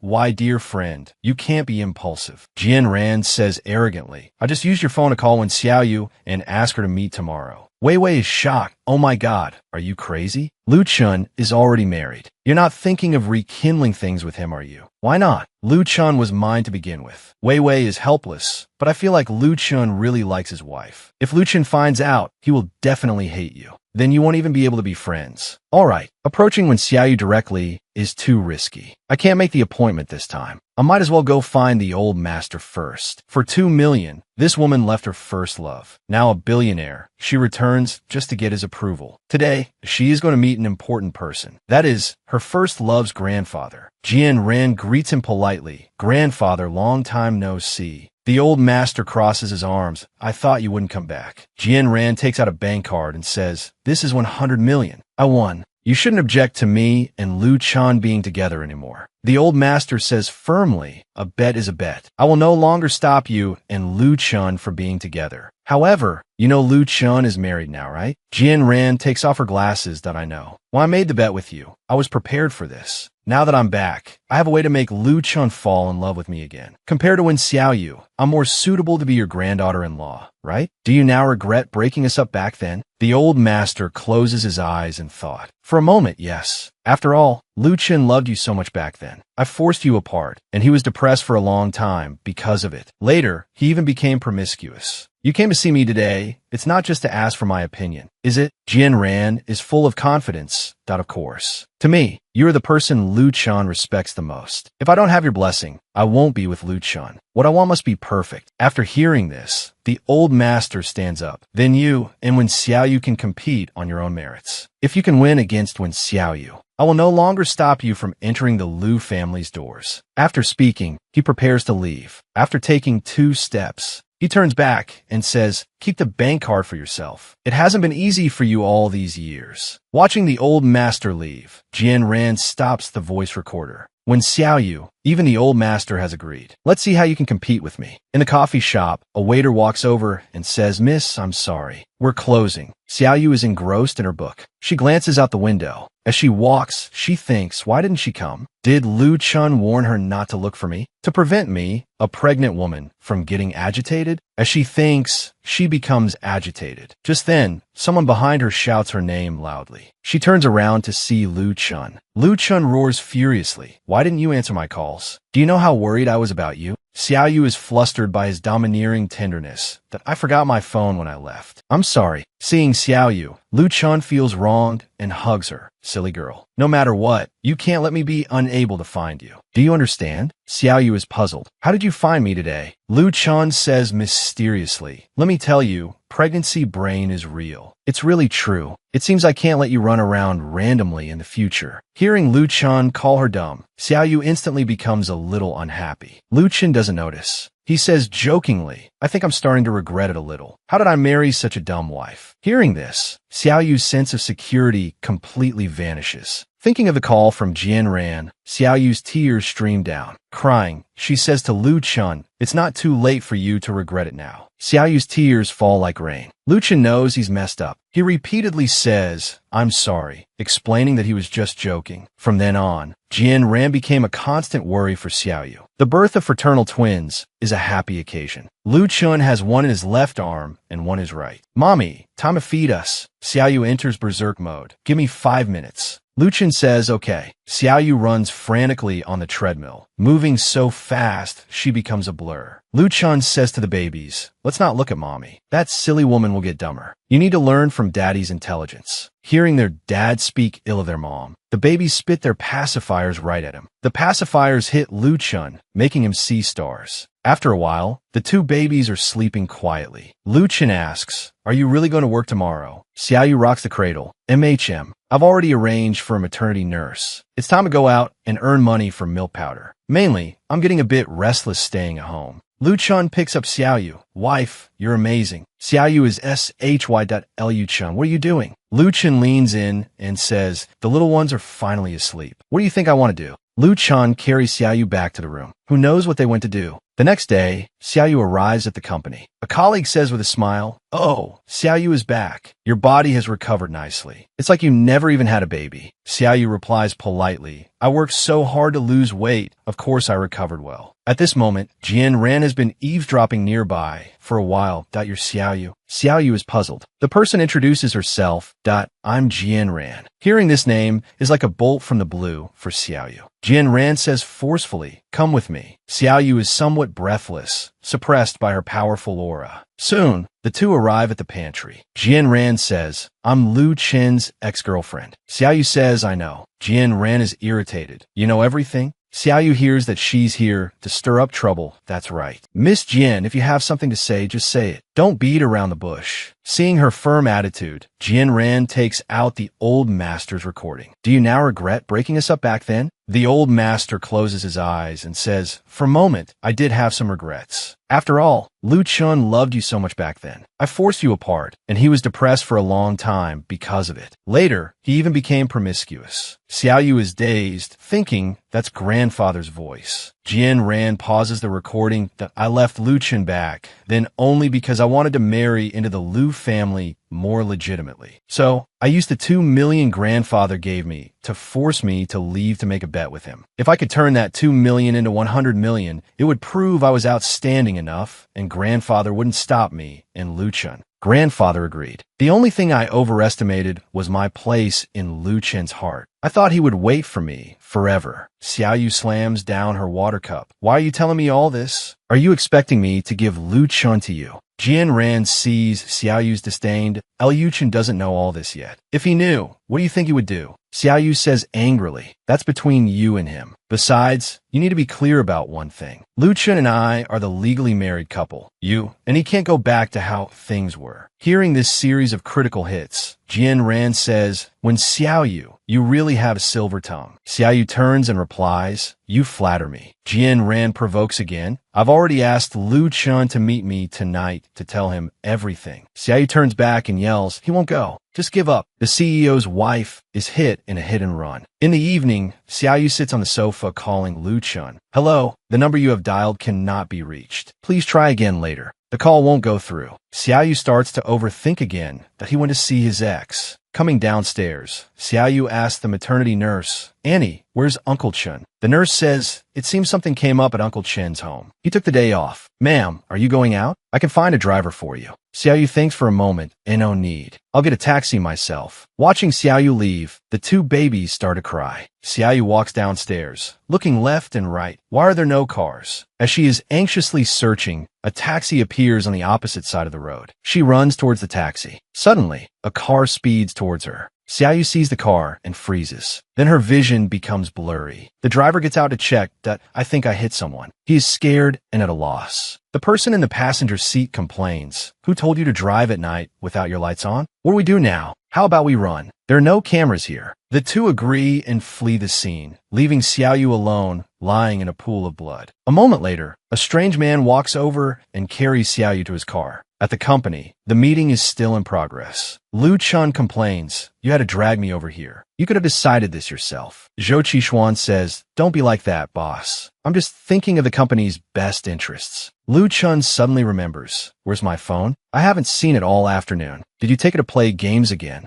Zhou Qishuan grins mischievously. Hee, the battery was dead. I'll go charge it for you right now. Lu Chun is agitated. Hurry up. At this moment, Lu Chun is getting impatient that if Xiaoyu can't reach me for this long, she'll definitely be worried. No, I can't wait. He stands up and says to everyone, you all continue the discussion. Take a meeting notes. I have something urgent and have to leave. Back in his office, he grabs his phone and need to charge it. I'm going home. Why are you in such a hurry? Lu Chen's face is full of worry. He has a feeling something bad is going to happen. A girl's life begins to turn around after a car accident. Lu Chun rushes home. Where's Xiaoyu? The maternity nurse has a worried look. Sir, ma'am went out. It seems she went to find you. Lu Chun becomes nervous. When did she leave? I think she's been gone for over an hour. Didn't you run into each other? The more Lu Chun hears, the more anxious he gets. He picks up the landline and calls Xiaoyu, but the other end keeps ringing with no answer. Lu Chun thinks, what's going on? Why isn't she answering the phone? At this moment, Xiaoyu feels like she's in a state of chaos, feeling extremely unwell. On the hospital bed, she is unconscious, her face covered in wounds. The doctor says to the man, Mr. M.O., this young lady's injuries are too severe. I'm afraid she won't make it. The man says calmly, you must save her. Lu Chun can't find Xiaoyu. Everyone is frantic. Susi asks anxiously, any news? Lu Chun sighs. Not a single piece of news. We've reported it to the police, but there are no results yet. Wei Wei wonders, did Xiaoyu go home? Lu Chun shakes his head. Zhou Qishuan asks, did you two have a fight? Lu Chun shakes his head again. Susi says, I've asked people to help look. There should be news soon. Lu Chun is listless. Thanks. In the hospital, Xiaoyu lies on the bed with her face wrapped in bandages. The doctor reports the situation to Mr. M.O. beside her. This young lady is temporarily out of danger. It's just that she has too many wounds on her face. She might be disfigured. Mr. M.O. asks, can it be fixed? The doctor says, there's some hope, but I'm afraid her face will look different from before. Mr. M.O. says, if it can be fixed, then stop the nonsense. Then he turns and leaves. After he comes out, a girl follows him. Why are you helping her? Is it because she looks like Sister Xiqian? Mr. M.O. is lost in thought. It's a pity that face is ruined. The girl says cutely, maybe it will look even more like her after it's fixed. How about I talk to Dr. Lin and have him make this sister look like Sister Xiqian? Mr. M.O. strokes her head, and no matter how similar, she won't be Xiqian. When she wakes up, she still has to go back to her original life. Understand. The girl says mischievously, believe it? I don't believe it. Since Sister Xiqian, this is the first time I've seen you care about another woman. You'll be willing to let her go. At this moment, Xiaoyu is gradually waking up, tightly gripping the bedsheet, weakly calling out, Lu Chun. Lu Chun is also desperately searching for her. At the M.O. family villa, Xiaoyu has been lying unconscious in bed for 3 days and 3 nights. Waves of sharp pain come from her body. She slowly opens her eyes. Her vision is a bit blurry, then gradually becomes clear. She tries to prop herself up to sit, but a sharp pain stimulates her nerves. Just then, a man walks in and says, "I'd advise you not to move." Everything before Xiaoyu is unfamiliar. How did I get here? Who are you? The man introduces himself. My name is Mo Bayan. This is my home. Xiaoyu struggles to pull back the covers. I want to go home. Mo Bayan advises, "You're very weak right now. You can't go anywhere." Xiaoyu stubbornly rushes out, walking with difficulty. Lu Chun, why aren't you answering my calls? Did you go to meet your ex? Did you forgive her? Then what about me? Xiaoyu reaches the door. A sport car stops in front of her. Mo Bayan says, "Get in. Where do you want to go? I'll take you." Soon, the two arrive downstairs at Lu Chen's company. Xiaoyu says, "Thank you." Just as she gets out of the car, Xiaoyu freezes on the spot. The scene before her is heartbreaking. Mo Bayan sees her not moving. What's wrong? She sees Lu Chun and Jian Ran walking out of the company together. Xiaoyu's heart is completely broken. Jian Ran sees that Lu Chun has looked haggard recently. She thoughtfully straightens Lu Chen's tie. Unfortunately, this exact scene is seen by Xiaoyu. Seeing their intimate behavior, the weaker doesn't dare to go forward. Mo Bayan asks, "Are you still getting out?" Tears stream down Xiaoyu's face. She gets back in the car. Mo Bayan sees her so heartbroken, not knowing how to comfort her. He hands her a pack of tissues. Xiaoyu takes the tissues and says, "Thank you. What are your plans now? So much has happened in just a few days." Xiaoyu is very confused. I don't know. In my current state, what can I do? Tears of grievance stream down. Mo Bayan says, "Then let's go back first." At this moment, Lu Chun is a little angry. Jian Ran, it's already impossible between us. Jian Ran sees how serious he is and quickly says, "I'm sorry. I just saw that you've been looking for Xiaoyu these past few days. You've been working so hard, so I wanted to help you tidy up. You used to be the neatest person." Just then, the phone suddenly rings. Lu Chen answers with great anticipation. "Susi, is there any news?" The person on the other end says, "I have no news at all on my end. Someone must have done something. Otherwise, how could we not even find a single person? Are you saying someone is deliberately preventing us from finding Xiaoyu?" Lu Chun hangs up and glances behind him, scaring Jian Ran so much her face turns pale. "You think I did it? Don't you know what kind of person I am?" Hearing her words, Lu Chun instantly calms down, thinking that she indeed wouldn't do such a thing. He puts his hands in his pockets and says, "Stop following me." At this moment, Lu Chen's face is haggard. "Xiaoyu, I will definitely find you." 1 month later, at the Mo family villa, Xiaoyu on the bed looks out the window. It's been so long, and he hasn't come to find me. Is he really with Jian Ran? At this moment, Mo Bayan stands at the door, feeling uneasy that it's been a month. "Do you still think he'll come looking for you?" Xiaoyan stands mischievously behind him. "Peeking again, are we?" Mo Bayan's expression is serious. He turns to leave. "What's with you? You clearly care, but you won't let anyone say it." Mo Bayan suddenly stops, scaring his sister into trembling. "How was the thing I asked you to check on?" Still no move from Lu Chun. Xiaoyan answers nervously, "That's right. If there were any moves, I would have told you long ago." She says in a disdainful tone, "I think he's fallen for someone else 9 times out of 10. Poor Sister Xiaoyu."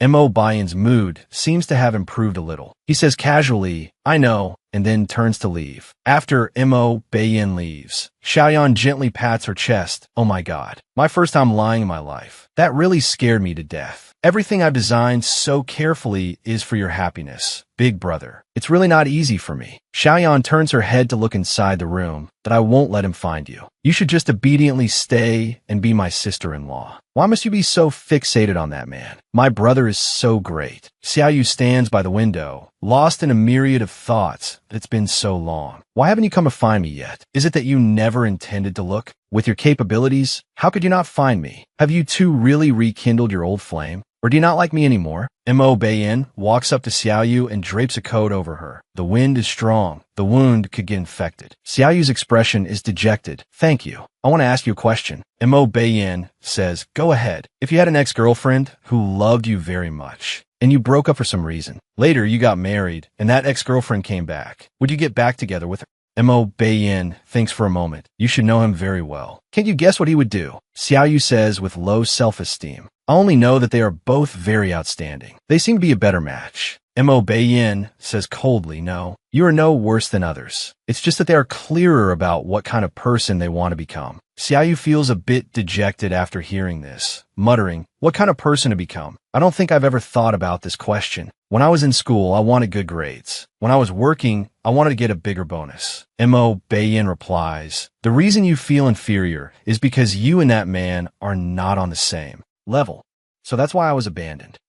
Is that so? Mo Beiyin turns and replies, anyone can live without anyone else. Xiaoyu has an epiphany. That's right. Who knows how well he's living right now, while I'm here wallowing in self-pity. At this moment, Xiaoyu makes a resolution. Mr. Mo, I want to ask you for a favor. Mo Beiyin asks, what is it? Can you help me get a new identity? Xiaoyu looks at him with determination. Mo Beiyin is puzzled. Are you sure? Xiaoyu replies, there's no going back, so I want to start over. Misunderstanding her husband's intimate behavior with his first love, she leaves in disappointment to start a new life with a new identity. A gust of wind blows past the window. Xiaoyu can't dodge in time, and the bandage comes loose, revealing a familiar face. Mo Beiyin is stunned. Seeing this, Xiaoyu covers her eyes with her hand and says, what a strong wind. Mo Beiyin takes a step closer. This face is exactly the same as Qin Xiqian's. He then says, I've thought of your new identity. Wen Xiqian. Xiaoyu smooths her hair, softly repeating the new name, Wen Xiqian. Mo Beiyin asks, is that okay? Xiaoyu nods with satisfaction that it's very nice. It's okay. She turns and forces a sweet smile. 5 years later, Mr. Mo is holding a charity auction on a cruise ship. Wealthy people from all walks of life have gathered. Lu Chen also attends the banquet with Zhou Qishuan. Boss, I heard the champion of the ET fashion design competition is also here. The main event of the auction is the agency rights for her brand. Lu Chen replies perfunctorily, MHM. Seeing his indifference, Zhou Qishuan says excitedly, Boss, there are many competitors. Why aren't you worried at all? Seeing Lu Chen remain silent, Zhou Qishuan's expression is one of speechlessness. He sighs. Ever since when Xiaoyu disappeared, the boss has been dispirited every day. After a while, Zhou Qishuan holds up a mask and says, Boss, the masquerade ball is about to start. I'm going to have some fun. Please make yourself at home. Lu Chen is still perfunctory. Go on. In the masquerade ballroom, everyone dances gracefully to the music. Lu Chen has something on his mind, standing alone and drinking sullenly. Xiaoyu, where on earth did you go? I really miss you so much. Just then, a beautiful woman in blue high heels walks by. Her golden hair is dazzling, although her face is hidden behind a mask. Judging by the aura of her walk, she is absolutely beautiful. The two brush past each other, the faint fragrance emanating from the beautiful woman when Xiaoyu. Lu Chen's heart tightens upon smelling it. This scent is so familiar. It must be her. Xiaoyu turns and quickens her pace to chase after her. The woman walks into the masquerade ball, but notices someone behind her staring at Lu Chen. He tightly grabs her arm. The beautiful woman's face pales. Miss, could you take off your mask? 5 years pass in a flash. Xiaoyu becomes a famous designer and returns with great honor. In the ballroom, the woman makes a grand entrance. Her blue backless dress outlines her perfect curves, revealing a peerless beauty. Suddenly, her slender hand was grabbed forcefully. The woman turned her head to look. Miss, could you take off your mask? 1,000 thoughts raced through the woman's mind. How could it be him? Looking at the man before her, painful memories flooded her heart. A full 5 years. They had finally met again. The woman clenched her fists, reminding herself, you are Wen Xiqian now. You're no longer the Wen Xiaoyu of the past. Everything has started over. It's impossible to go back. Lu Chen said with pleasant surprise, Xiaoyu. Xiaoyu snapped out of her memories and said politely, sir. You must have the wrong person. Such a familiar voice. Lu Chen felt as if all the blood had been drained from his body. It really was her. Xiqian then took off her mask, her expression as cold as ice. Sir, can you let go now? Lu Chen looked at the woman before him. The hope that had ignited in his heart was extinguished once again. It's not her. Am I going crazy? To actually mistake someone else for Xiaoyu. He disappointedly let go of her arm. I'm sorry. I was rude. Xiqian turned and warned herself again. I'm no longer the old Xiaoyu who could be pushed around. Even if we meet again, no matter how my heart stirs, I am Wen Xiqian. There's no going back. In the distance, the brother and sister pair took in the whole scene. Xiaoyan said, Brother, you're really taking this well. Aren't you afraid she'll run off with that man? Mo Beiyin pretended to be calm, that it's not important. In reality, he was already fraught with worry.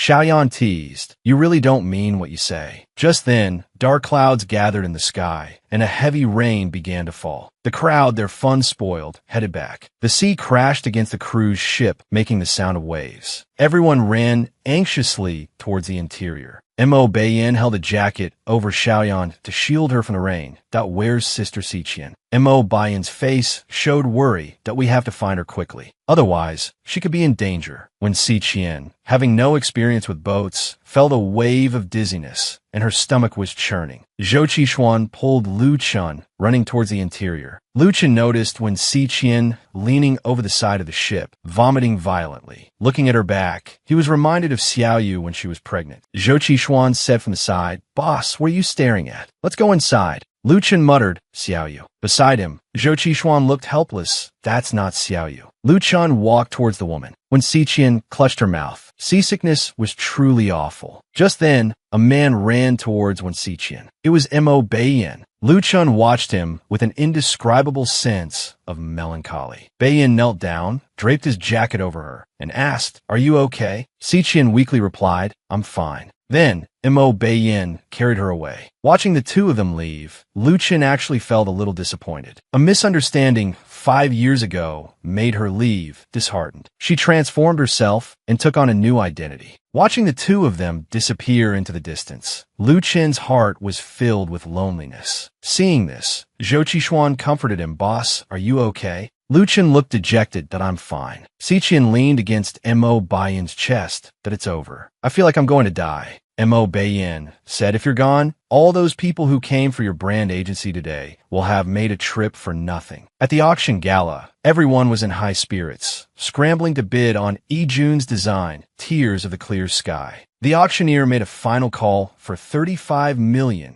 I asked there another bid. No one in the room raised the price. The final hammer fell. Congratulations to Mr. Fong for winning the final featured piece, Tears of the Clear Sky. All of our items have now been auctioned. Just then, someone interrupted the auctioneer. Wait, were we told that Jun would be attending the auction this time? How come we still haven't seen her? The auctioneer replied, Jun is not attending this gala. There was no official announcement to that effect. Xiaoyan, listening from below, let out a chuckle. She said to Xiqian, if it weren't for using your name, how could this charity dinner have raised such a large donation? Those people really paid an arm and a leg, all just to leave a deep impression on Jun. Xiqian said, that's fine too. At least they get the fine reputation of being great philanthropists. She then stood up. I'm going to the restroom. I'll be right back. Xiqian walked past Lu Chun, catching his attention. Lu Chun felt an inexplicable curiosity about this woman who looked so much like Xiaoyu. He immediately got up and followed her, determined to figure out the woman's identity. In the restroom, Xiqian washed her hands, thinking about what had just happened. Seeing him again stirred up an indescribable emotion. Xiqian splashed water on her face. Snap out of it. Don't think about it anymore. It's all in the past. She composed herself and adjusted her mood. Pushing the door open, she was about to walk out. Suddenly, she heard a man's voice. Please wait. Xiqian looked and saw it was Lu Chun. Her face turned cold. It's you. Can I help you? Lu Chun wanted to verify his suspicion again. Xiaoyu, is it really you? Xiqian wanted to escape, her feet fumbling in a panic. Lu Chun saw her nervousness. He moved closer. You seem a little nervous. Xiqian thought, I can't let him see. She flirtatiously lifted Lu Chun's chin. Mr. Lu, don't you know that staring at a lady like this is extremely impolite behavior? Lu Chun looked at the flirtatious woman before him. He was disappointed. It's not her. She wouldn't talk to me like this. Lu Chun stepped back in distaste. Xiqian finally breathed a sigh of relief, thinking she had to get away from here quickly. She turned and said, if there's nothing else, I'll be going. Lu Chun directly exposed her identity. You're Jun, aren't you? You're Jun, aren't you? Lu Chun saw through the woman's true identity. Xiqian looked puzzled. I'd like to hear more. Lu Chun moved closer to Xiqian. Jun has always favored hollowed-out waist designs. It's just that this time, the cutout design uses a diamond. Lu Chun reached out to touch Xiqian. He said teasingly, this design is truly a mix of exquisite and sexy. Xiqian pushed Lu Chun's hand away. Please have some self-respect. Is Mr. Lu also here for the brand agency? Lu Chun replied, of course. I like your designs very much. I'm very much looking forward to collaborating with Jun. I'm afraid you'll be disappointed disappointed. I have no intention of collaborating at the moment. Just then, the lights suddenly went out. The surroundings were plunged into darkness. Siqian looked flustered. At a power outage. Lu Chun was also startled by the sudden darkness. The two of them felt their way along the wall, moving slowly. Siqian accidentally stepped on Lu Chun's foot. Oh no. Then, they both fell to the ground. Siqian was pinned under Lu Chun. She was completely embarrassed, using her hands to cover vital areas. Lu Chun scrambled to his feet. Sorry, I didn't do it on purpose. In his haste, his hand pressed against something soft. Siqian immediately began to struggle, kicking and flailing. She slapped at Lu Chun. Lu Chun grabbed her hand and said in a low voice, "Stop moving." He thought, damn it, why am I feeling this way? Siqian calmed down. A familiar feeling washed over her again. The lights came on. Siqian immediately came to her senses, slapped Lu Chun, and got up to leave. Lu Chun sat on the floor, holding his face, feeling wronged. He savored the sensation from a moment ago, looking at his hand. What did I just touch? As the auction came to a close, the host said, "Next, let's welcome the organizer of our charity gala, Mr. Mo, to the stage for a speech." Applause erupted from all sides. The man took the microphone and walked onto the stage. The host next to him looked at him with an infatuated expression.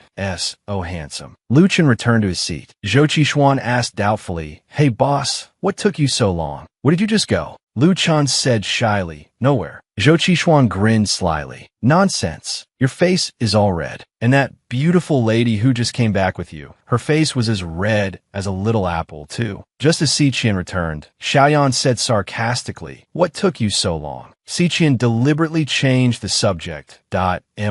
Mo is speaking. A loving newlywed couple. A car accident changed their lives. On the stage, Mo Beiyin said, "Thank you all very much for attending this charity gala." Then there was a long silence. The entire venue was quiet, completely silent. The host asked, and Siqian smiled awkwardly. As expected, Mr. Mo is still a man of few words. The audience below was dead silent. To ease the awkwardness, the host smiled resourcefully and said, "Since the beginning of our charity work, many well-known figures in society have extended a helping hand. We sincerely hope that the impoverished families who receive this help can make good use of this kindness. Study and work hard and give back to society." Mo Beiyin impatiently added. Then the host's gaze turned to him.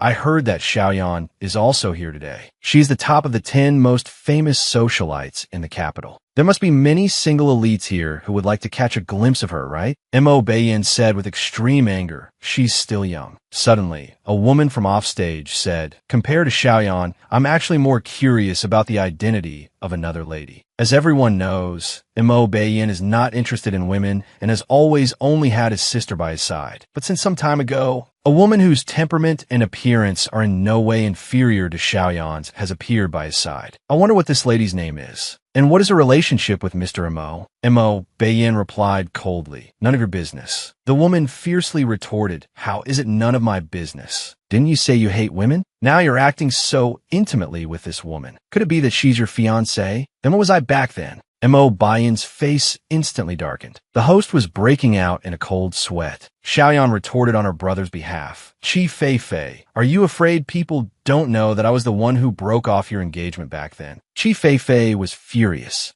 He's only so cocky because of his family. I'd say you're the impressive one, boss. Starting from scratch and still being able to stand here, so powerful and imposing. Lu Chun didn't pay attention to his words, but instead muttered, "Fiancé."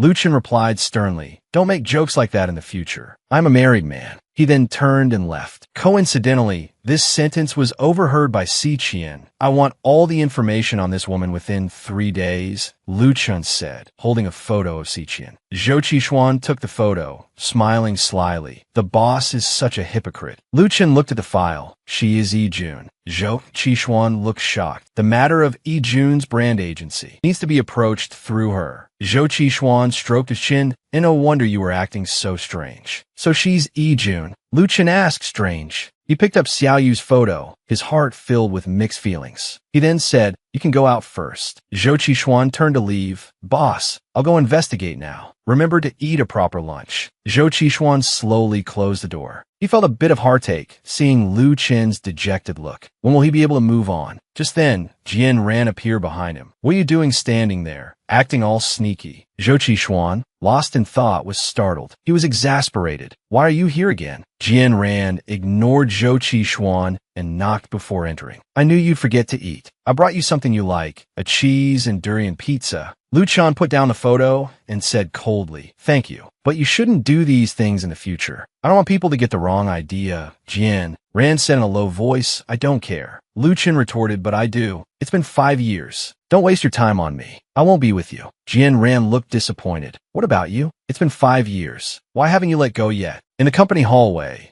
the secretary brought 2 small children to find Lu Chun. The girl was called Lu Zaini, and the boy was called Lu Zaixiao. Xiao Xiao looked at the ice cream in Xiaoni's hand, drooling with envy. Xiaoni said like a grown-up, you have a cold, so you can't eat it. Xiao Xiao looked aggrieved because he couldn't have any ice cream. In the office, the two were arguing fiercely. She will come back. Jian Ran said angrily, if she were still alive, she would have come back long ago. She cared so much. How could she bear not to come back for you? And for such a lovely pair of children. As a mother, she couldn't possibly be so cold-blooded. The 2 siblings were engrossed in their eavesdropping. Lu Chan stood up, slammed the table, and roared, enough. This is my business. It's none of your concern. Xiaoni was so scared that she dropped her ice cream on the floor. Xiao Xiao squatted down and looked at the ice cream. What a shame. Xiaoni looked at her pathetic brother, speechless. Lu Chan saw his 2 treasures, and his face instantly broke into a smile. Darlings, school's out. Come give Daddy a hug. Xiaoni pushed Lu Chen away in disgust. That I don't want to. Xiao Xiao hugged Lu Chen's neck, playing happily. While the 3 of them were playing, Jian Ran tried to curry favor from the side, saying, come have some pizza. The siblings looked at the auntie before them, showing no appreciation at all. They were united, were not hungry.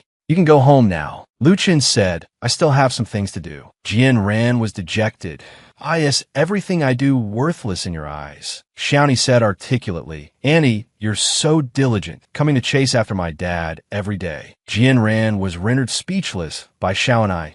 Do you know why you can't win my dad over? Come closer, and I'll tell you. Jian Ran leaned her ear closer. Because you're too clingy. Girls who are too clingy are disliked, especially at your age. This persona really doesn't suit you. Jian Ran was driven mad with anger. She turned and left. Xiaoni sat in the chair with a triumphant look. She enjoyed the admiring applause from her father and brother. After Jian Ran left, Xiaoni picked up a slice of pizza, about to eat it. Her brother came forward and said, how can you eat the pizza that woman bought? Didn't you hear her bad-mouthing mom just now? Xiaoni looked at the pizza in her hand and said, I think she made a lot of sense. It's been 5 years, and Mom hasn't come back. She must not care about us. Hearing his sister speak ill of their mother, Xiao Xiao started crying sadly that you're lying. It's not like that. Lu Chun comforted Xiao Xiao from the side, his heart full of helplessness. Xiao Yu, why haven't you come back yet? It's been 5 years. Where on earth are you? In the office, the 2 siblings were diligently doing their homework. Lu Chen looked at the file and said, her name is Wen Xiqian. Yes, boss. Yijun's real name is Wen Xiqian. Her hometown seems to be in City A. Lu Chen fell into deep thought. She's also surnamed Wen. He stood up and said, if there are no surprises, her flight arrives in City tonight. Lu Chen straightened his tie. Have you taken care of the things I asked you to do? Zhou Qishuan was full of confidence that, don't worry, it's all taken care of. When you show it to Yijun, she'll definitely be moved to tears. Xiao Xiao tugged on Lu Chen's clothes. Daddy, do you still have work? Yes. Uncle Zhou will take you home in a bit. He turned to his daughter and said, Xiao Xiao often says you want to go rafting. Once Xiao Xiao's cold is better, Daddy will take you. Xiaoni replied, it's my brother who wants to go. It has nothing to do with me. Xiao Xiao looked flustered. Sister, don't say that. Lu Chun had long seen through his daughter's little thoughts. She clearly wanted to go, but wouldn't admit it. He deliberately said, Xiaoni, you don't want to go? Xiaoni replied, I don't. Daddy, you should just focus on your work. When Xiao Xiao heard his sister say she didn't want to go, he immediately begged, Daddy, can we go? Please, can we go? At the City H airport, the plane landed smoothly. Xiqian was walking and talking on the phone. The person on the other end said worriedly, be safe. Take care of yourself. Xiqian replied, don't worry. I'm not a child. Just then, Lu Chun called out from behind, Yijun, please wait. Xiqian turned to look. It was Lu Chun. She thought, why is he here? You really can't escape what you fear. Lu Chun tested the waters or perhaps I should call you Miss One. His words made Xiqian feel a little guilty. Lu Chun moved closer, that I'm a pretty good new hire. A loving couple was misunderstood because of an accident. Siqian stopped Lu Chun from getting closer. What are you doing? Lu Chun walked over and asked Siqian, are you interested in me? Siqian shyly lowered her head. Not interested. Lu Chun said, if you're not interested, then how did you know my surname is Lu? Siqian was at a loss, taking a panicked step back, but she twisted her ankle. Lu Chun quickly grabbed her. Who are you? Siqian's mind went blank. She clenched her fists, forcing herself to calm down. Lu Chun's heart was already set. Why aren't you talking? He excitedly grabbed Siqian's shoulders. When Xiaoyu, say something. Siqian calmed herself. She began to speak that a man who, through his own efforts, founded multiple successful companies and became a billionaire. Who doesn't know of your prestige? As she spoke, she pushed Lu Chun away. Mr. Emma wants to cooperate with you. You dote on your wife, but I am not her. Lu Chun was lost in thought that I'm sorry for bothering you again. Siqian turned to leave. If there's nothing else, I'll be taking my leave. Lu Chun called out, wait. I was going to talk to you about your brand agency. Siqian replied without expression. I remember I already told you. Lu Chun said, take a look. He handed her his phone. Siqian was puzzled. What is this? Lu Chun said, my assistant has visited many customers. They have high praise for your designs. Siqian seemed to hesitate upon seeing the message. Thank you everyone for appreciating my work. Lu Chun interrupted her. One Siqian, I can understand your desire for creative freedom, but don't you want your work to be used by more people? Siqian's heart was moved. She remembered Xiaoyan stepping on and shattering the sky blue raincoat, and her head throbbed. When she came back to her senses, she realized the phone had been locked. Mr. Lu, could you help me? Lu Chun took the phone back. Siqian patted her chest. She had almost unlocked it out of habit just now. Lu Chun unlocked the screen. The first thing that appeared was a photo of his two children. Siqian stared blankly at the screen. Siqian glanced at the wallpaper on Lu Chun's phone, and countless thoughts flashed through her mind. Are these Mr. Lu's children? Lu Chun said proudly, yes, they're very cute. Aren't they? He suddenly asked in return, do you like children? Siqian thought about her reaction just now, which had been a bit extreme. At a loss for words, she said, I'm sorry. The children are so cute. I lost my composure for a moment. It was rude of me. At this moment, Siqian felt a little sad. For so many years, she had been restraining herself from seeing them, not knowing how to appear before them. What right do I have to see them? Mr. Lu is truly blessed to have such lovely children by his side. Lu Chun replied politely, a woman as outstanding as Miss, one must have many men wanting to marry you. Siqian was a little disappointed to hear that I don't really like maintaining romantic or marital relationships. Siqian said this, but in her heart, she truly missed Xiao Xiao and Xiaoni. Lu Chun retorted, that's not good. You'll miss out on a lot of happiness. Don't you think that's a pity? Siqian replied coolly, in my opinion, happiness is the most unreliable thing. It's better not to have it at all than to lose it. Lu Chun was completely baffled. What on earth had she been through to have such an outlook? Just then, Lu Chun's phone rang. Excuse me, I have to take this call. Lu Chun stood to the side. Xiao Xiao, Xiaoni is sick. I'm on my way to the hospital. He turned to say goodbye to Siqian. Siqian, I have an emergency, so I must be going. After Lu Chun left, Siqian had a worried expression. Are the babies sick? She knew she no longer had the right, but she still couldn't let go. She would still feel sad. But what right does a heartless person like me have to be sad? In the Mo family villa, Siqian sat on the bed, looking lost. Mo Bayan walked in with a bowl of porridge. Siqian lowered her head, her spirits low. Mo Bayan asked with concern, has something happened recently? You seemed listless these past few days. Siqian asked, did I do the wrong thing? Mo Bayan put down the bowl, his heart filled with mixed emotions. Was keeping her by his side back then really the right thing to do? Will she be happy in the future? For the past 5 years, I've been working hard, studying design, participating in various competitions, so busy that I've even forgotten the past. Mo Bayan asked, even if you were by his side now, would you be happy? Xiaoyan has been helping you investigate Lu Chun all these years. Didn't you see it with your own eyes? Siqian remembered those things and felt some resistance. All right, don't say any more. Meeting Lu Chun again, I'm still easily influenced by him. This isn't the feeling I want. I need to become stronger and more independent. Mo Bayan picked up the porridge, but don't think so much. Eat first. Siqian took the bowl and said, I'll do it myself. I need to rely on myself. I plan to move out and open a brand studio. Mo Bayan was a bit flustered by this sudden change. Have you thought it through? Actually, I've thought it through for a long time. Being with you is very freeing, but it won't put pressure on me. Mainly, I don't want to cause you trouble. Being mistaken for your fiancé before caused you a lot of trouble. Mo-Bayin was lost in thought that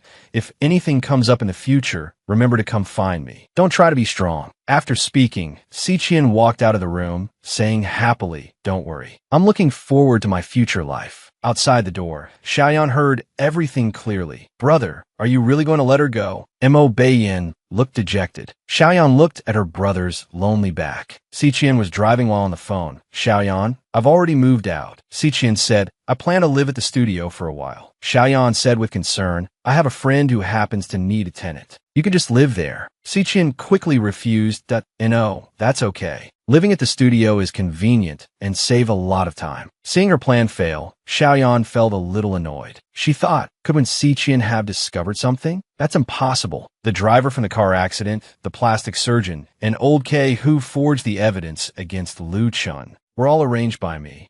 No one could know.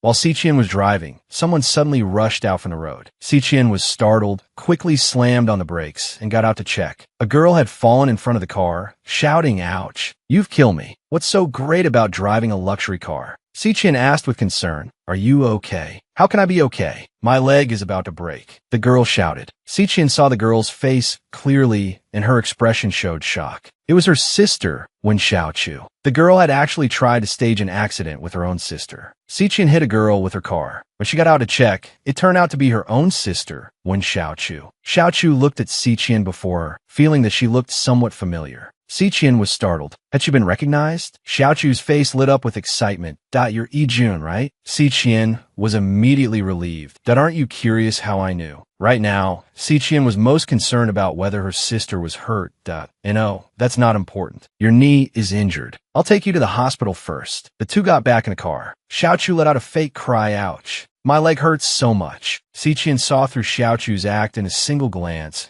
You often stage accidents like this? Xiaochu was startled. How did you know I was staging an accident? After saying it, she realized her mistake and quickly covered her mouth. I didn't say anything. Siqian advised, there are many ways to make money. Why must you do it this way? Xiaochu looked helpless. How much can you earn from a regular job? How would you know about the lives of poor people like us? I spend all my time working, and I don't even know how long it will take to save up enough money. Siqian asked, why do you need so much money? Because my mother is very sick. Siqian was stunned. She thought about how she hadn't been home in 5 years, and a wave of guilt toward her mother washed over her. Seeing Siqian's silence, Xiaochu gave an embarrassed smile. It's fine telling you. You probably don't believe me anyway, so just pretend you didn't hear it. Since you're my idol, I won't scam you. Just drop me off at the intersection. Xiaochu finally breathed a sigh of relief. It's not like they'd ever cross paths again. It's better to talk to a stranger. Siqian suddenly accelerated the car. Xiaochu was alarmed. Sister, where are you taking me? The police station? When they arrived at the hospital, Siqian took out a bank card. She said there was 200,000 in it. Xiaochu was surprised. Why are you giving me so much money? Had she run into a fool? Siqian replied, I hit you. You deserve compensation. Then she walked out of the hospital. She thought about what Xiaochu had said, feeling puzzled. Mama's always been healthy. How did she suddenly get sick? Just then, she heard crying from nearby. Siqian looked over curiously. A little boy was sitting on the grass, crying his eyes out. A mother who abandoned her own child would surely feel guilty seeing him again after so many years. Seeing the little boy crying so sadly, Siqian wanted to go and comfort him. She walked over to take a look. It was Xiao Xiao, whom she hadn't seen in 5 years. Siqian was both happy and ashamed. Xiao Xiao sat in the grass, crying so heartbreakingly. It made Siqian's heart ache to see him. Siqian knelt down. This was the first time she had been this close to Xiao Xiao in 5 years. She asked softly, what's wrong? Xiao Xiao, his face covered in tears, said, I'm lost. Siqian wiped Xiao Xiao's tears. Don't cry. I'll take you to see your dad. Xiao Xiao resisted. I don't want dad. He's going to hold me and make me get a shot. Rubbing his big eyes, he said, pretty auntie, do you know my dad? Siqian gently stroked his head. Yes, and he knows your dad. Is his name Lu Chun? Xiao Xiao's heart stirred. His eyes widened as he asked, pretty auntie, do you like my dad? Siqian's expression was awkward, that I can tell. You're not the first girl to try to get close to my dad through me. Xiao Xiao leaned close to Siqian's ear. He whispered, seeing as you're so pretty, I'd advise you to give up early. Because Dad only has Mom in his heart. He's not interested in other women at all. As he spoke, he took out a photo. This is my mom, the most beautiful mom in the world. Xiqian froze. It was her in Lu Chen's wedding photo. Xiqian asked worriedly, will she come back? Xiao Xiao said with an excited expression, Mom will definitely come back. Xiqian thought to herself, can I really go back to the past? Xiao Xiao held back his tears and said, Mom will definitely come back. Dad is trying so hard to find her. He'll find her one day. Xiqian fell into deep thought. How is this completely different from what I knew before? Shouldn't he be living happily with that other woman? She thought of Xiaoyan helping her investigate Lu Chun. Weren't there records of Lu Chun being with Jian Ran? Hotel itineraries and travel tickets. And those sweet photos of them. Xiao Xiao saw Xiqian's sad expression and comforted her. Don't be too sad. Although I don't dislike you, Dad doesn't seem to be interested in other women at all. Just then, Lu Chen walked over. Xiqian hadn't yet snapped back to reality and was staring blankly at the photo. Xiao Xiao leaned over to look, thinking, is this photo really that nice to look at? Xiao Xiao saw that it was his father and quickly held on to Xiqian. What a coincidence. I was just about to call you. Xiao Xiao showed me the photo. Lu Chen took the photo, that it's nothing. Xiqian asked, who is the person in this photo? Lu Chen's reply was, my wife. Xiqian was stunned, thinking, could I have really been mistaken? Since you're here, I'll be going now. Lu Chen patted Xiao Xiao's head. Thank you. Xiqian quickly walked away. Xiao Xiao asked, Daddy, do you know this pretty Annie? How did she know my name is Xiao Xiao?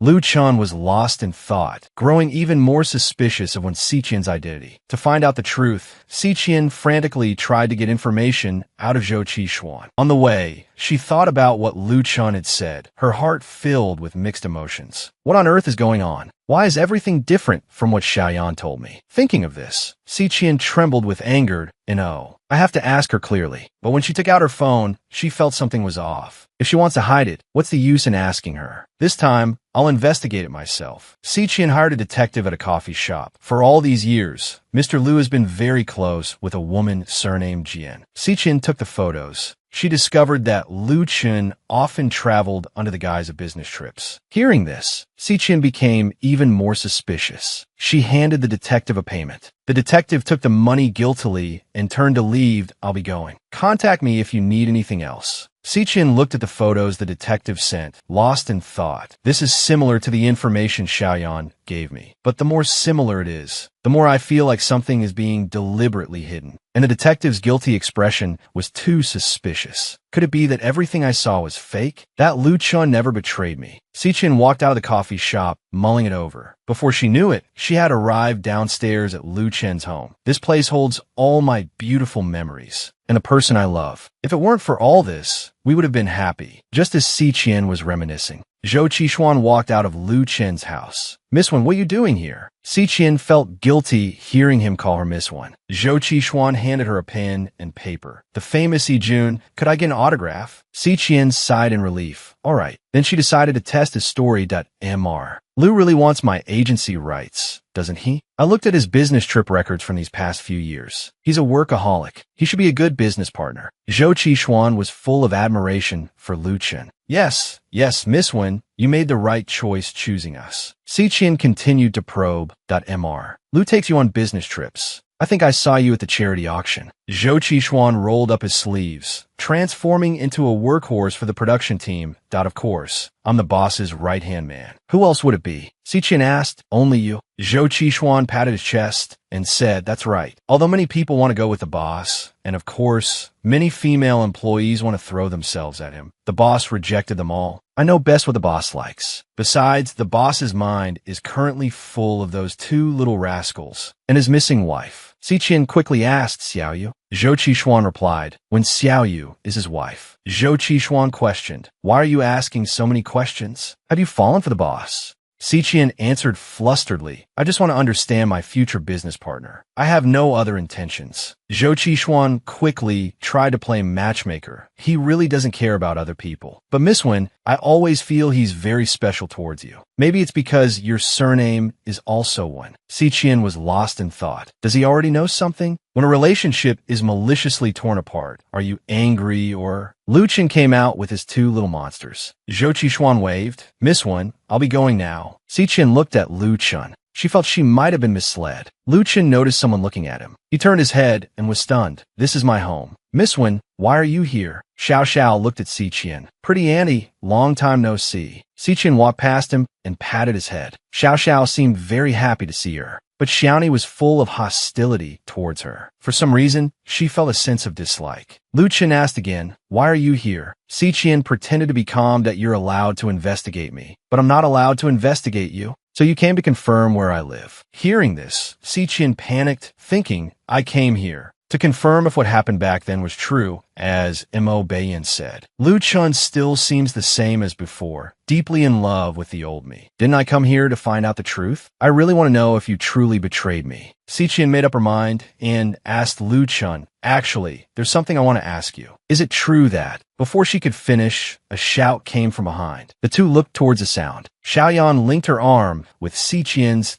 sister-in-law. "It's better to leave this kind of thing to me." Si Qian was speechless. Xiaoyan said with a blushing face, "Mr. Lu, I know you're a married man, and you have 2 children. It's a bit rude of me to say this, but I really want to tell you in person. Could you give me a chance?" Hearing Xiaoyan being so direct, Si Qian was stunned. She hissed in a low voice, "Mo Beiyan, what are you doing?" Xiaoyan said shyly, "Sister-in-law, I'm sorry. Thank you for your kind offer. And your acting is terrible." Hearing Lu Chun expose her trick, Xiaoyan's heart skipped a beat. Lu Chun turned around and said, "Miss Wen, you'll have plenty of opportunities to ask your questions in the future." As soon as Lu Chun left, Si Qian yelled at Mo Beiyan. What was the meaning of that? Mo Beiyan acted cute. "Sister Si Qian, I don't know what you're talking about." Si Qian's face changed drastically. "What exactly have you been hiding?" A girl is saved, but then morally blackmailed. To repay the kindness, she is expected to give herself in return. Si Qian questioned, "Did you forge that evidence of him cheating? And was that detective also bought by you?" Seeing that her secret was out, Xiaoyan stopped acting and went with the flow. "That you're pretty smart. I thought it would take you more time to find out." "That's right. The results of the investigation I gave you were all fake." Si Qian yelled, "Does Mo Beiyan know about this? If he knew what you did, you'd be done for." Xiaoyan was not to be outdone. "What? You're using my brother to threaten me?" "I was doing this for his own good. Don't you know how to repay kindness? Do you have any idea that my brother likes you?" Si Qian was shocked to hear this. Xiaoyan said with disappointment, "Otherwise, why would we have gone to such lengths to save you? If it weren't for my brother, you wouldn't even have the chance to be standing here. Have you forgotten? You were critically injured and on the verge of death. You were disfigured. You were worthless. Who was it that stayed with you, step by step, as you slowly became so dazzling?" Si Qian was at a loss for words. Xiaoyan cried as she said that for all these years, you've been working so hard. If the Mo family hadn't given you a new identity, you would never have had the chance to start over. And now you're saying you want to abandon me. Abandon my brother. Sister Si Qian, you're too cruel. If you do this, Mo Beiyan won't forgive you. He's a gentleman. He won't force someone against their will. Hearing this, Xiaoyan started to play the victim. "Are you going to tell my brother? Make him cut ties with his only family?" Si Qian's mind was in turmoil again, unsure whether she should tell Mo Beiyan. Xiaoyan gave Si Qian a hug. "I'm begging you, Sister Si Qian, stay here and be my sister-in-law, okay? If you're with my brother, we'll all treat you well. Everyone in our circle is already saying you're my brother's fiancé. If you get together with Lu Chun, what will I do? Besides, you and Lu Chun can't go back to how things were. It's been 5 years. What reason do you have for not coming back to find them? How can you expect Lu Chun to forgive you? Are you really going to push all the blame onto me?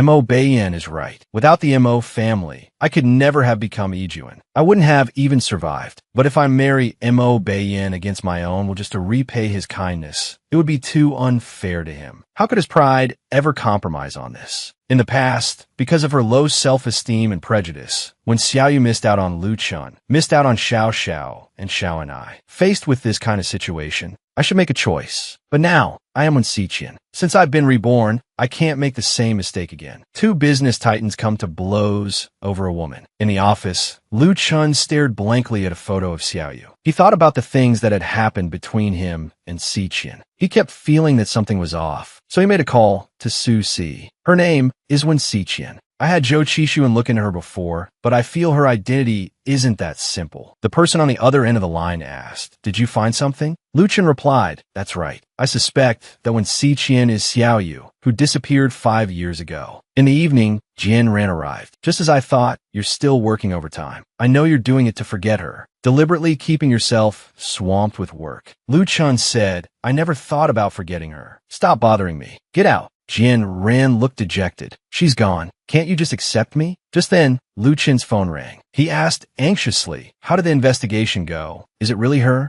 On the other end of the line, Su Si said, Lu Chen, you were right. When Xiao Yu should be when Si Qian. The time she appeared by MO by inside is exactly when Xiao Yu disappeared. Lu Chen was overjoyed. His intuition was right after all. Jian Ran was shocked, never expecting Xiao Yu to still be alive. Just then, Zhou Qixuan poked his head in. Boss, Mr. MO from the MO Corporation is here to see you. Lu Chen thought, perfect timing. I was just about to go find them. In the reception room, the two titans of the business world stood face to face, their presence powerful. Mo Beiyan was staring straight out the window. Mr. Mo, I've heard so much about you. Mo Beiyan turned around. He was wearing a long trench coat, exuding an intimidating aura from head to toe. He said bluntly, CEO Lu, it seems you've had someone investigate when Si Qian. Lu Chen didn't back down. Mo Beiyan said, she's the person I want to protect. You should know that. Lu Chen retorted, I'm looking for my missing wife. It has nothing to do with you. When Si Qian is my wife, when Xiao Yu, who has been missing for many years. Mo Beiyan shot back. You dare question me? You betrayed her. Was she wrong to abandon you? I only want to protect her, but you hurt her. Hearing this, Lu Chen was furious. He threw a punch at Mo Beiyan. Mo Beiyan, cut the crap. What right do you have to protect my wife? Not to be outdone, Mo Beiyan punched Lu Chen right back. After speaking, he threw down a pile of photos. Look at what you've done.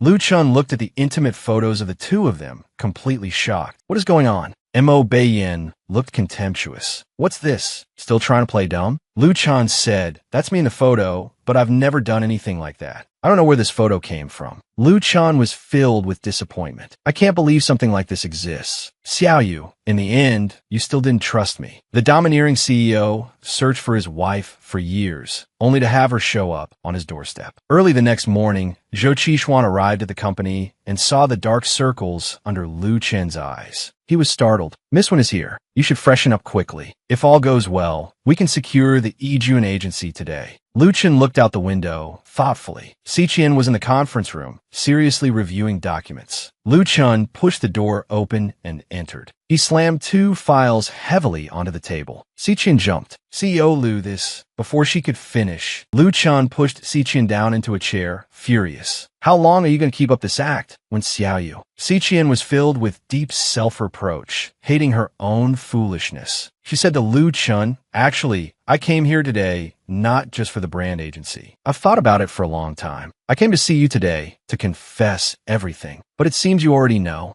Lu Chen completely exploded. All the emotions pent up for 5 years erupted. I've been looking for you for 5 years. Why didn't you come back to find me? Si Qian didn't dare to refute Lu Chen's question and apologized. Lu Chen was helpless. I don't want your apology. Where have you been for these 5 years? Si Qian said, a lot of things happened during that time. I wasn't able to come back and find you. In the end, it's my fault. I'm sorry. Being with you was the happiest time of my life. But ever since Jian Ran came back, she blatantly provoked me. I started to get scared that you would leave me because of my ordinary background. Just like with Qin Lihua, I started to doubt my trust in you, our relationship, and even myself. After listening, Lu Chen was lost in thought, feeling both heartbroken and angry. Just one misunderstanding and you forget about your 5-year disappearance? When Xiao Yu, I'm truly disappointed. No matter what happened, you should never have made such a decision on your own. Si Qian's heart was filled with guilt. Lu Chen said he couldn't forgive her. Let's go. We'll talk about signing the contract another day. After saying that, he turned to leave. Si Qian grabbed Lu Chen. With a cold face, Lu Chen said, let go. Si Qian said, I know I don't deserve your forgiveness, but I was deceived too. Maybe it's all too late. She let go of Lu Chen's hand, stood up, and said, I'm sorry for bothering you today. She turned as if to leave. Watching Si Qian's departing figure, Lu Chen was filled with mixed emotions. I've searched for 5 years. Now you're right here beside me.